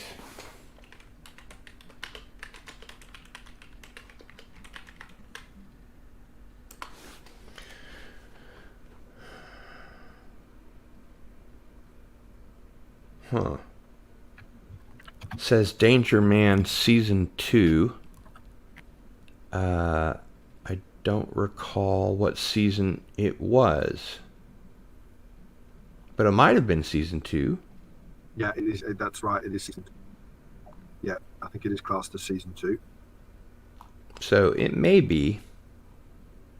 Oh, to be fair, Ivan Ivanovich says that Colony 3 is on Amazon Prime, and Michael Beacon says it came up on YouTube for me. So it does seem to be available for folk out there. So we can definitely go for that, can't we? Very good. Very good. And if you want to watch just the single episode of Colony 3, it's only $1.99. And it's not available in HD yet. So that's good to know. Fantastic. Let's see, what else do we have? Michael Beacom says, I am always impressed that English actors can affect a convincing American accent with ease, but American actors cannot do the same. That is generally true, although there are a couple of American actors that can put on, I think, a pretty believable English accent. It's just that Keanu Reeves is not one of them. Yeah, Dick Van Dyke isn't either. Yeah. Sean Beacom says, at the end of the day, is number 6 his own worst enemy, or jailer and prisoner in his own mind, just to escape the island?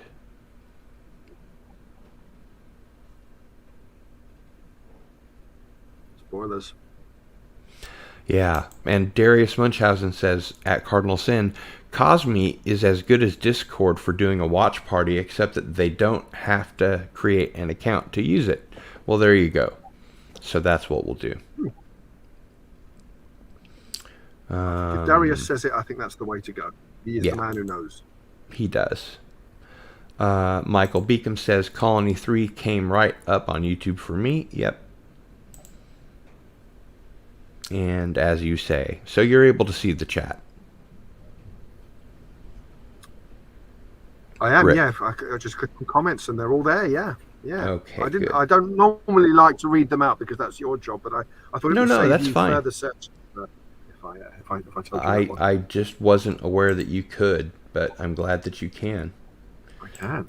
I'm going to share my screen here, and we have the unmutual.co.uk up. Not much new news, I'm afraid. Just some sad news that some prisoner fans have passed away. I like to report the well-known ones that have passed away, and that one of the locations from Girl Who Was Death, which we haven't got to yet. I'm looking forward to doing that one with you. One of the locations from Girl Who Was Death has gone. I'll tell you what I'm going to point you towards, though. Okay. If you just scroll down slightly on the left-hand side, I think I've shown you this before, but your viewers will love it.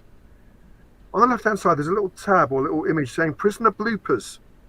If you click on that, I know people love spotting things that shouldn't be there. So in the Change of Mind, the episode we were doing today, there is a sequence where a car drives past at the top of the screen. That's not a mini-moke. If people love things like that, things that shouldn't be there, cars appearing in shot that shouldn't be there, people's voices not being the right voice, and so on. But here's a list. Every episode, as you can see, there's a lot in there. So pick an episode. All the errata. All the continuity errors and bloopers that appear in the episodes, where there's things in shot that shouldn't be, things that don't make sense. You know, somebody being asked to come for breakfast when it's 2:00 in the afternoon, that sort of thing. Right. Well, I suppose it could be all relative depending on where you're from. Yeah. So if they change your mind, you've got on the screen there. There's some ones from the episode. So. Oh yeah, I was able to see that the stunt double was not Patrick Mcgoon pretty easily. Yep, and if you watch the bit we talked about this earlier, the bit where he switches the mugs and he pours the drugs tea into the plant pot, it's a piece of Portmeirion pottery, and you can see the words Portmeirion pottery on the bottom of the mug. Oh really?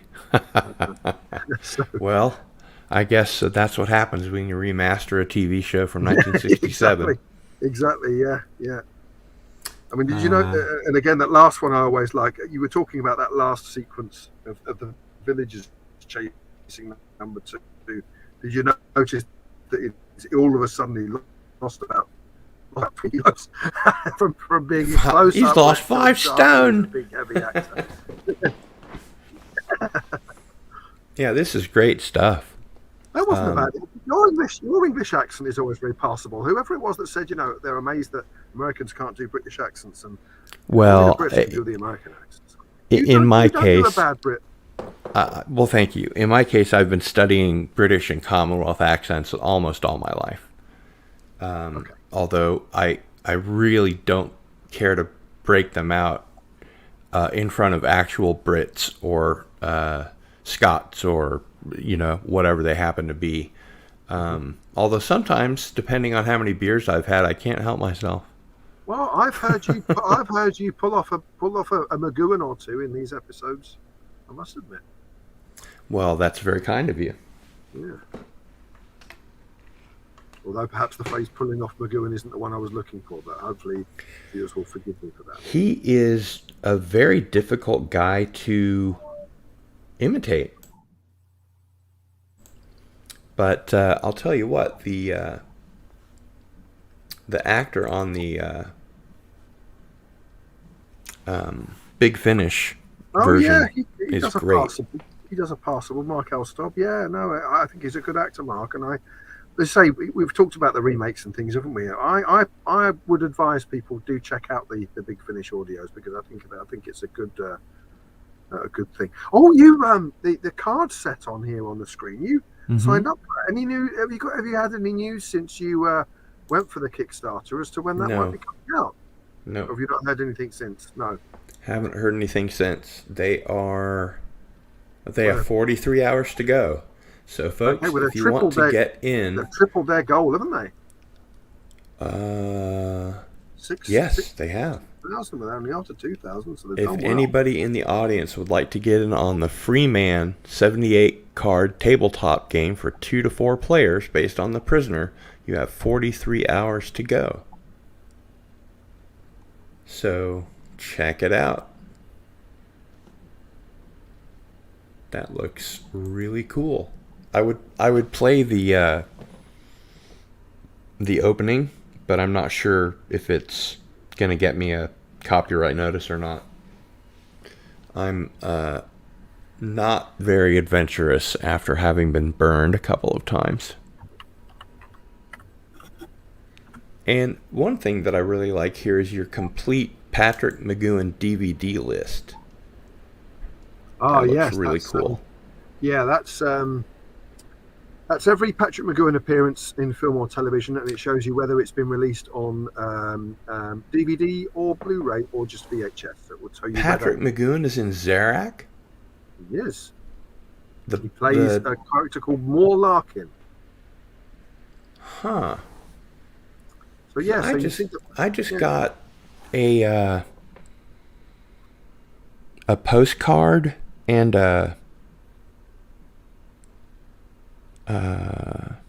like a bookmark in one of the network videos that I ordered that had Zarak, but it was some kind of a Kickstarter, so it must be based on this this movie. That must be different. But yeah, so this will tell you whether it's been released in Region 1 DVD, Region 1 Blu-ray, Region 2 DVD, Region 2 Blu-ray, or just VHS or unreleased. So there's at the top or the bottom there's a key to how to work out what's what. But I think it's fairly. I did watch All Night Long the other day. Oh, what did you think? I thought it was fucking brilliant. It was amazing. Yeah. I'm not terribly familiar with Othello, but I could tell what was going on in the film when the Patrick Mcgoon character Jack, is that what he's called? I think he's called Jack. He's Johnny. Johnny, yeah. He's what's the phrase? He's manipulating all these different characters, and he ends up cutting together tape to make it sound like somebody said something that they didn't. It's a very good movie. I really recommend it. And there happens to be a network link right here, which I'll click on, so folks can see the network website. So you could go here and just search on All Night Long, and you would find it, and more besides. Lots of great stuff. Rick, thanks for turning me on to the network. I'm very happy that you did. I don't think your wallet is. Yeah, I knew you were going to say that. I'm very predictable, I know, but at least I didn't let you down. Yeah. You throw the ball, and I'll catch it. You'll catch it, yeah. I'll set them up, and you'll knock them down. Yeah, that's it. Rex, Aurelius Rex, and it has, among other things, it has Charles Mingus in it, and it has Dave Brubaker in it, and they play some pretty swinging stuff. I was going to ask you, to your knowledge, was Patrick Mcgoon a pianist? Or a drummer, I mean? He learnt to play the drums for that role. It's not always him playing it. I think it's overdubbed by a very famous drummer whose name escapes me. But he could play the drums for this movie. I'm not aware that he was particularly musically inclined before he made this movie. But he did play the drums. I think learning it for and he did so very well. I was a professional drummer for 25 years, and he sure fooled me. And he was the only person who did. Everybody else looked like they were actually playing. Even people I knew weren't. Yeah. It's hard to get on a crossover on old Cardinal sin, you know. That was an excellent Austrian accent you just did. Austrian? I'm pulling your leg. I'm kidding. I'm just winding you up. I apologize. I get I have a friend, the Time Prophet, who whenever I do a British accent, he says, "That's a great Australian accent you're doing." And strangely enough, he also, I think, came up in London and then moved to Wales and maybe is back in London. So sort of similar to your situation. Let's see what else we have here. Okay. Canadian Spider-Man says, I've never heard of Colony 3. That's because it's an episode of Danger Man or Secret Agent, depending on which part of the pond you hail from. And speaking of hailing, the lovely Sherry says hello, Cardinal Sin and Rick the Unmutual.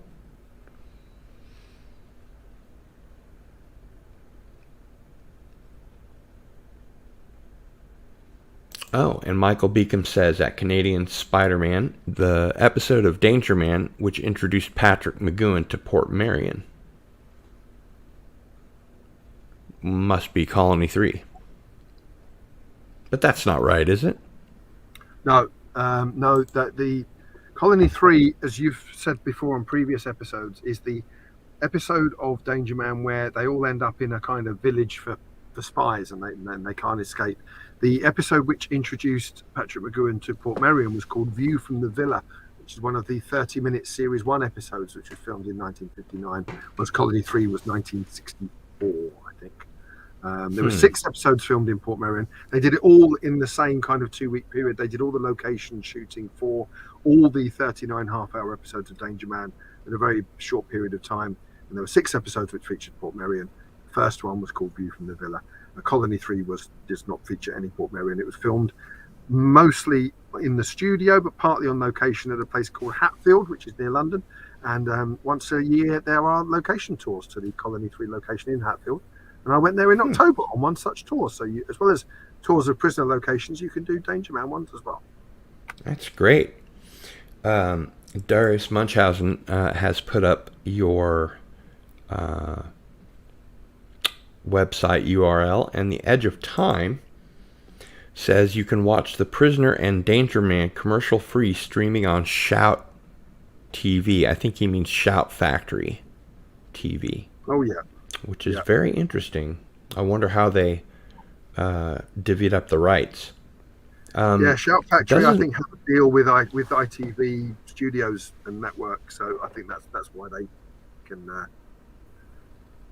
That's how they show it over here, because I've noticed that network has their own sort of play-on-demand service of a sort. Yeah, they don't have a lot of their back archive.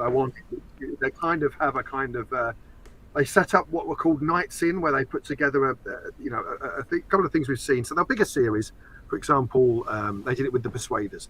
So you can watch 2 episodes of The Persuaders. They'll add in original adverts from the period, and a couple of maybe a documentary, a couple of interviews, and have it as kind of a tribute night of entertainment. And they do that with various things, rather than just logging in and being able to watch The Prisoner or The Saint or whatever. Yeah.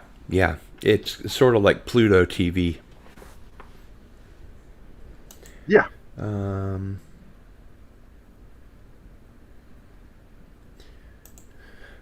Michael Beacom says, at Edge of Time, Space 1999, when it was good, it was the best, and when it was bad, it's still pretty good. Well, I'm a fan of the first season. How about you, Rick? I'm so sorry, and I'm a heretic to all sci-fi fans, but I hate Space 1999. Oh, really? Yeah, I really don't like it. I think everyone should watch UFO, which was Jerry Anderson's other live-action series, instead. Mm-hmm. I've never enjoyed Space 1999. I don't like 2 leads. Don't like Martin Landau or Barbara Bain.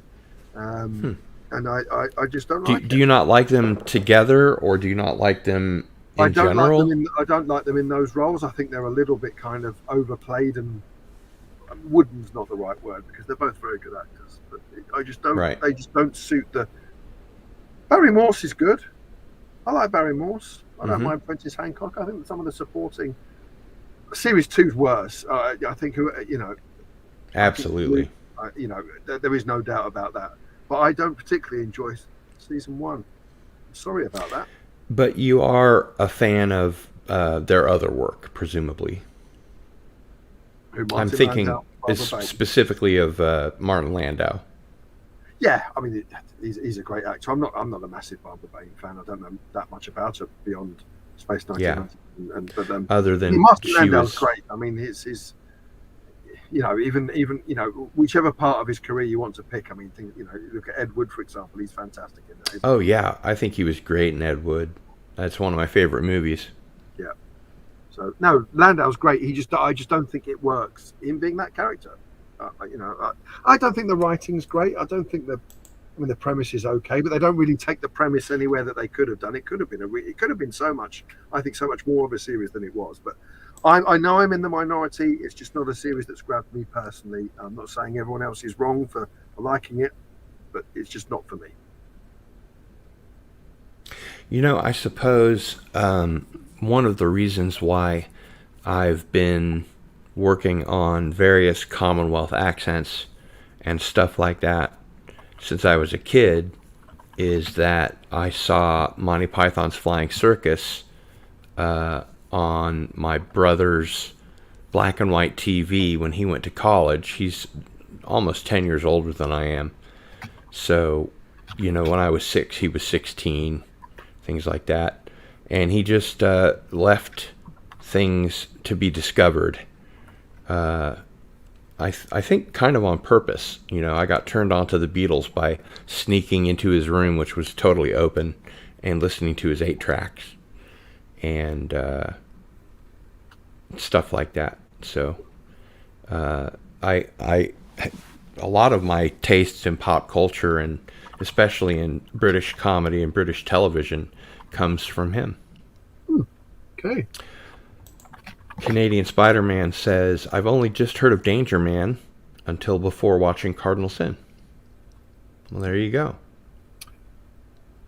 And Michael Beacom. If we said to him Secret Agent Man, would that ring more bells? He might have heard of it under the title. Yeah, probably. Or Secret Agent. Yeah. Although since he's from Canada, I don't know what they called it up there. That's a good question. Nor do I. Did they even show it up there? I would think they would. I'm going to consult a well-known search engine of which there are many different varieties available. Hold on. All right. Michael Beacom says, sorry, correct. Got the Danger Man episodes mixed up. Damn, I need to go back and rewatch my DVD set again. It's been too long. Yes. I have so much I need to get through, but I really do want to watch more Danger Man. Rod Thunderheart is here and says, Hail Cardinal Sin, and Hail Rick the Unmutual. No. And Michael Beacom says, at Cardinal Sin, I do a terrible Liverpool accent imitating the Beatles. It's my understanding that the Beatles aren't terribly typical of a Liverpudlian accent. Is that right? They're slightly softer, but no, they were definitely Liverpudlians. But it's a slightly softer, less harsh Scouse accent than maybe. They definitely were Scousers. They definitely were what? Scousers. People from Liverpool are called Scousers. If you're from Liverpool, I thought they were called Liverpudlians. But that's only people not from the UK called them Liverpudlians, really. You're known as a Scouser. You're Scouse if you're from Liverpool. Gotcha. Sean Beacom says, I have seen the Danger Mouse. Sorry, not the Danger Man. Well, as I've mentioned on this show several times, I grew up watching Danger Mouse, and I had no idea that it was a takeoff on Danger Man until probably this year, last year.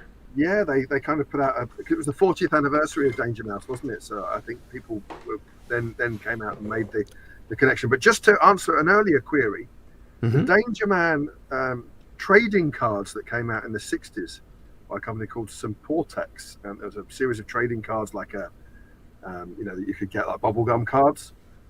They were released in Canada, so I'm assuming therefore they must have had the series. If you could get the trading, why would they bring out the bubblegum cards if the series wasn't there? So Canada. Bubblegum cards of Danger Man? Yeah, oh yeah. Wow. Yeah. I'm going to have to start scouring eBay. Oh, there's thousands of them on there. Well, that's cool. I'd like to have a set. I guess I will after a little bit. You never see a full set for sale at once. You'd have to pick and pick and get all the individual cards, and just like a collector in the 60s, just try and pick up, try and get them. And Michael Beacom is echoing our thoughts, saying, my son is getting a chuckle every time we say Danger Man because he grew up watching Danger Mouse on Cartoon Network, and yes, he knows its derivative. Well, he's one step ahead of me, or a younger me, anyway. Are there any other places on your website you think that we might want to hit? Oh, there are lots. Just something you can, think of that. Yeah, I think if people are interested in where places were filmed, I think the locations guide. There's a link to that just above the bloopers, two above the bloopers. Nope, sorry, above. So back up. Mm-hmm. Back up on the left. There you go. Prison locations guide. That's it. If you want to know where all the sequences were filmed, not Port Merion, because we all obviously know that everybody knows that the village is in Port Merion. But if you want to know where, the car park is in the opening sequence, the resignation corridor, all those sorts of places, there's a guide to, if you're ever in London or ever in other parts of the UK, you can find out where sequences were filmed and go and see the locations for yourself. Yeah. I know people like to do that sort of thing. When I was lucky enough to be invited to go to Seattle, I wanted to see a couple of places from this in Seattle and from Twin Peaks. So I'm sure people, when they come to the UK, would like to know where all the prisoner locations are. And here's a little guide to the places which are not Port Merion but do exist. I'm sorry, what was it you said about Twin Peaks? Yes, well, part of that was filmed in the Seattle area, wasn't it? Area. So when I went to Seattle, I did try and find a couple of locations and. Yeah, my understanding is that it was shot in. Oh, come on, brain.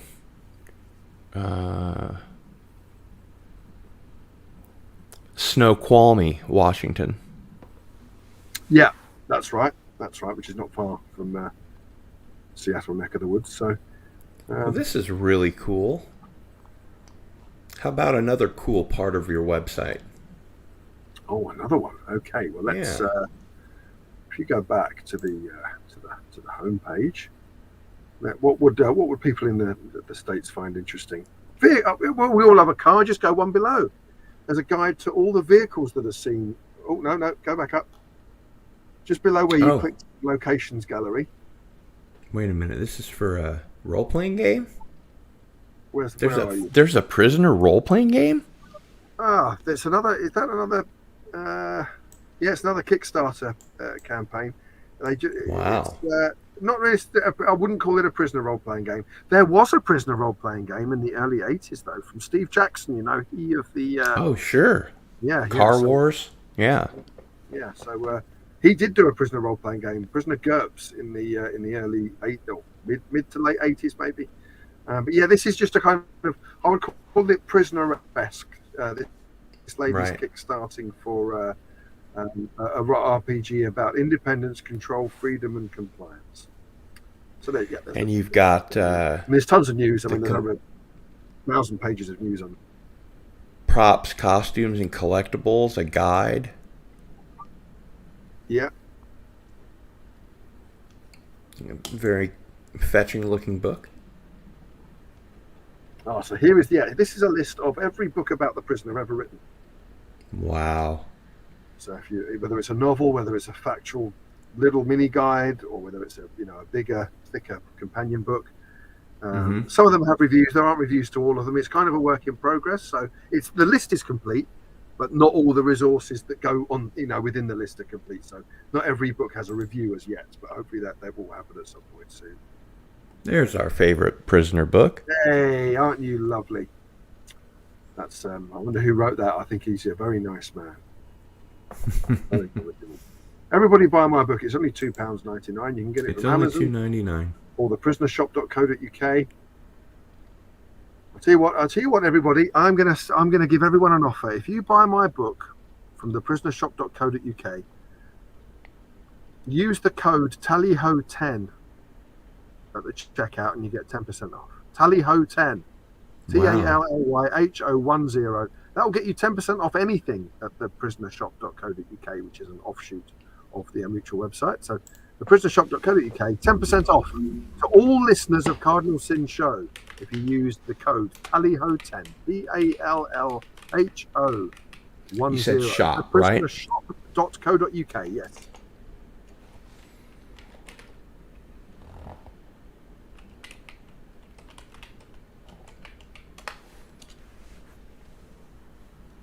That's it. The Prisoner Wanted to Village make sure I spelled it right. That's it. Yep, the one with the very top link there. There we go. So all Cardinal Sin listeners can get 10% off. It raises money for Children's Hospice as well, so you're doing a good cause if you shop from here. But anyone can have 10% off if they use the code TALLYHO10. So TALLYHO10. All your boots, everybody. We do ship to the US. There's so the all in the Danger Man so there you go. box set. I think to you which have Canadian that very Spider-Man set, was don't referring. you, I do have the I think set, you have yeah. that set, don't you? Mm-hmm. Yeah, I thought you did. I'm But sure Canadian I Spider-Man was wondering about it earlier. Ah, there we go.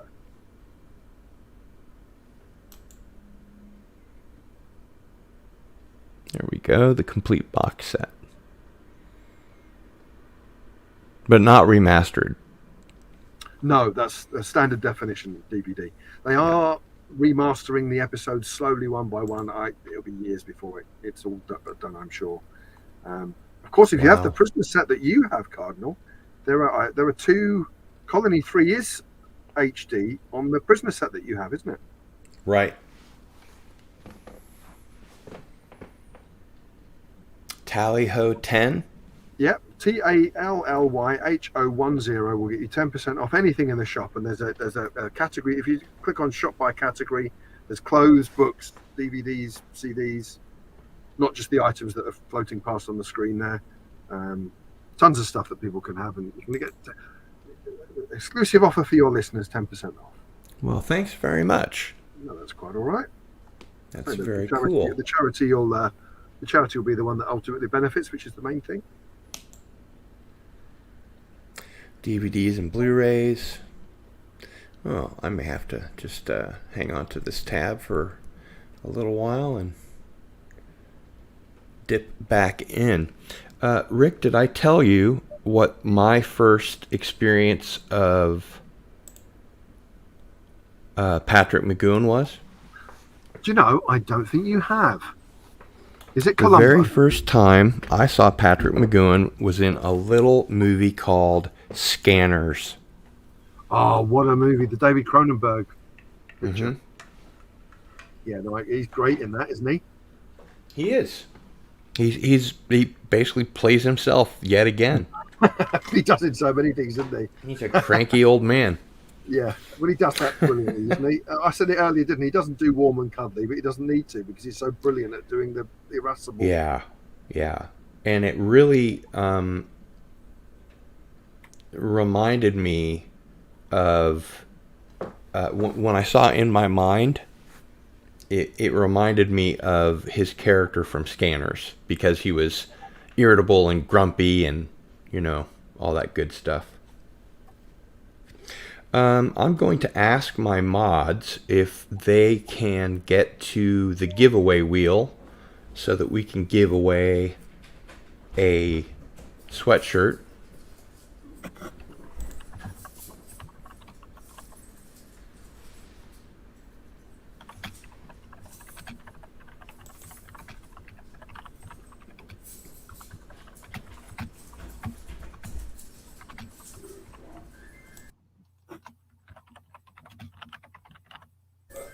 So let's see if they can.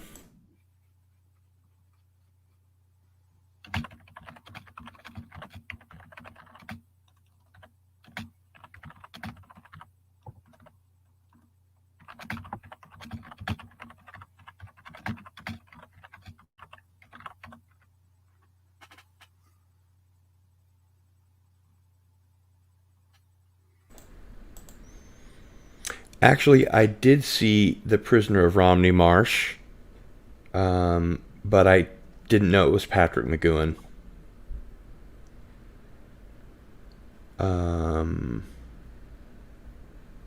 Herc130 is lurking.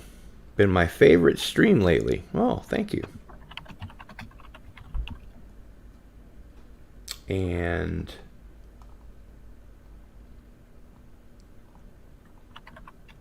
I failed to mention hail to P. Ferreira, who is here. There we go. Hello, guys. And Rob Altus is here. And he asks, is that site the Unmutual? And you said yes, it was a spin-off of your site, right? The prisonershop.co.uk, yes, is the shop arm of the Unmutual website. If you go on the Unmutual website and just click shop, it takes you to that.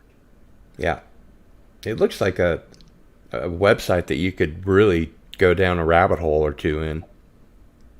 Yeah, there's a few bits and pieces on there. As I say, primarily it's to raise money for the charity. So it's a work in progress. Another one, and everything's a blooming work in progress. Cardinal, I can never get anything finished.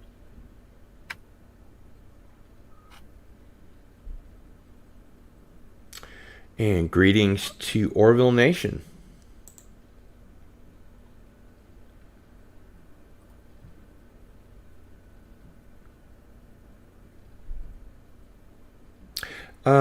Rick, is there a difference between the Scarecrow of Romney Marsh and Dr. Sin?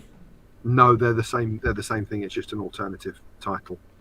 There's two different are they versions. both There's movies a or version, and there's a 3-part TV version, but it's the same. It's the same thing. okay? I think that's the one that I have. Yeah, no, they're both identical. All right. Well, it looks like we don't have a spinner wheel, so for our giveaway, what I would like to do, Rick, is have you pick a number between 1 and 12. Okay. Keep it to yourself. I will. But psychically project it into the audience, and we're going to have everybody put a number next to their name. Okay. And the one that gets it right, or closest without going over, we'll play Price is Right rules. Okay, brilliant. Do I have to shout everybody's name and tell them to come on down like they did on Prices Right? No. Okay. But they will be getting one of these nice Wow. I Am Not a Number hoodies, which is Wow. perfect for this time of year. Well, that's fantastic. Well, that's very generous of you. And yes, that will keep everybody warm and also advertise a fantastic show. Why, thank you. So, Edge of Time is 6. Michael Beacom is 12. Low Spec Linux Laptop is 11. Get your number in.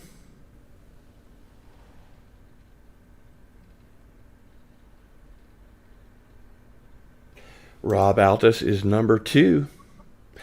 And don't forget that you will need to email me your size, the color that you prefer, and your shipping address so that I can get it off to you. Sean Beacom is 13. Herc130 is number 7. Rod Thunderheart is number 9. I've got to love Sean Number Beacom 9. for his any number between 1 and 12. I think he's done well there, Sean. Yeah, it needs to be 1 and 12. Yeah, so Sean, try again.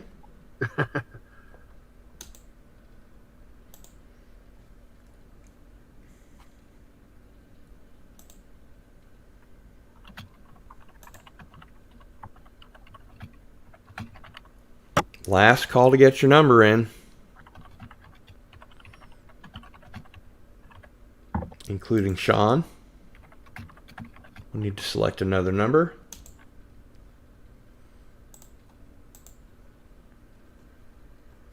And Michael Beacom says we were just playing.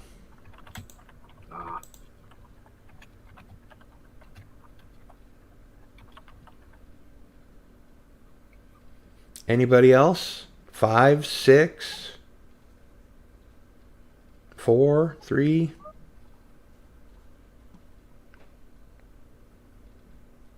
I guess the giveaway appeal doesn't have the appeal that I thought it did.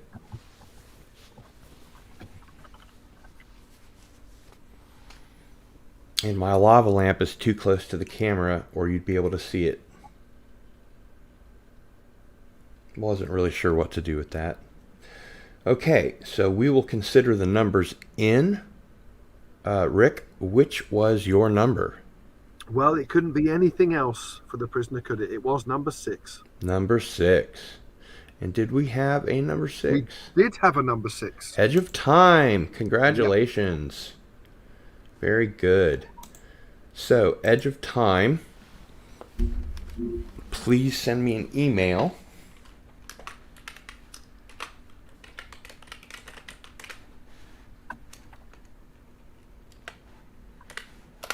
To gil@sunflower.com. And I will make sure that if you include your size, what color you prefer, and your address, that one will get popped off in the mail to you presently. Congratulations again. Well done. Edge of Time says, woot!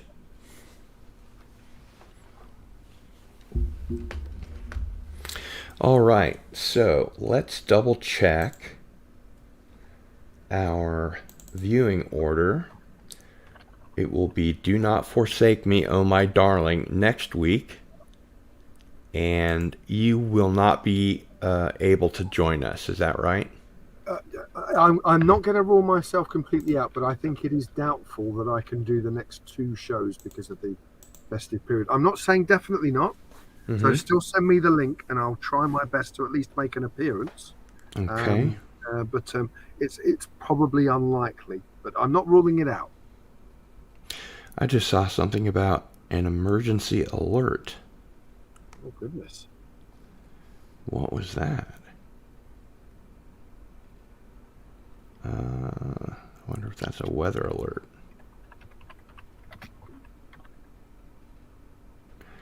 Yep. Wow, there's 7.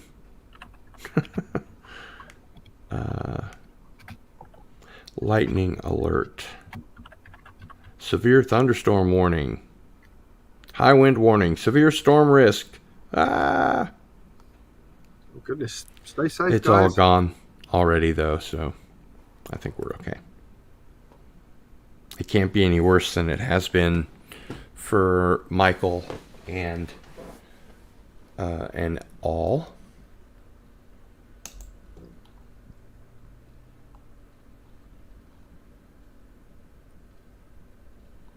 So once again, Edge of Time, send me your deets, your information, if you will, your information, and I'll make sure to get that right out to you. Rick, it has once again been my pleasure to have you on the show. Thank you very much for being here.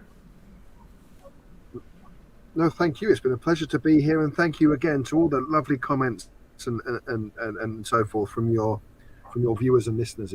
We couldn't do it without them, could we? No. Without the chat, it's just 2 guys talking at each other. But I don't mind doing that either, because it's always great to talk to you. Thank you again for allowing me to come onto your show. And you. Very, very good to have you. And for Rick Davy, it's Cardinal Sin. And I want to thank everybody for being here. And we are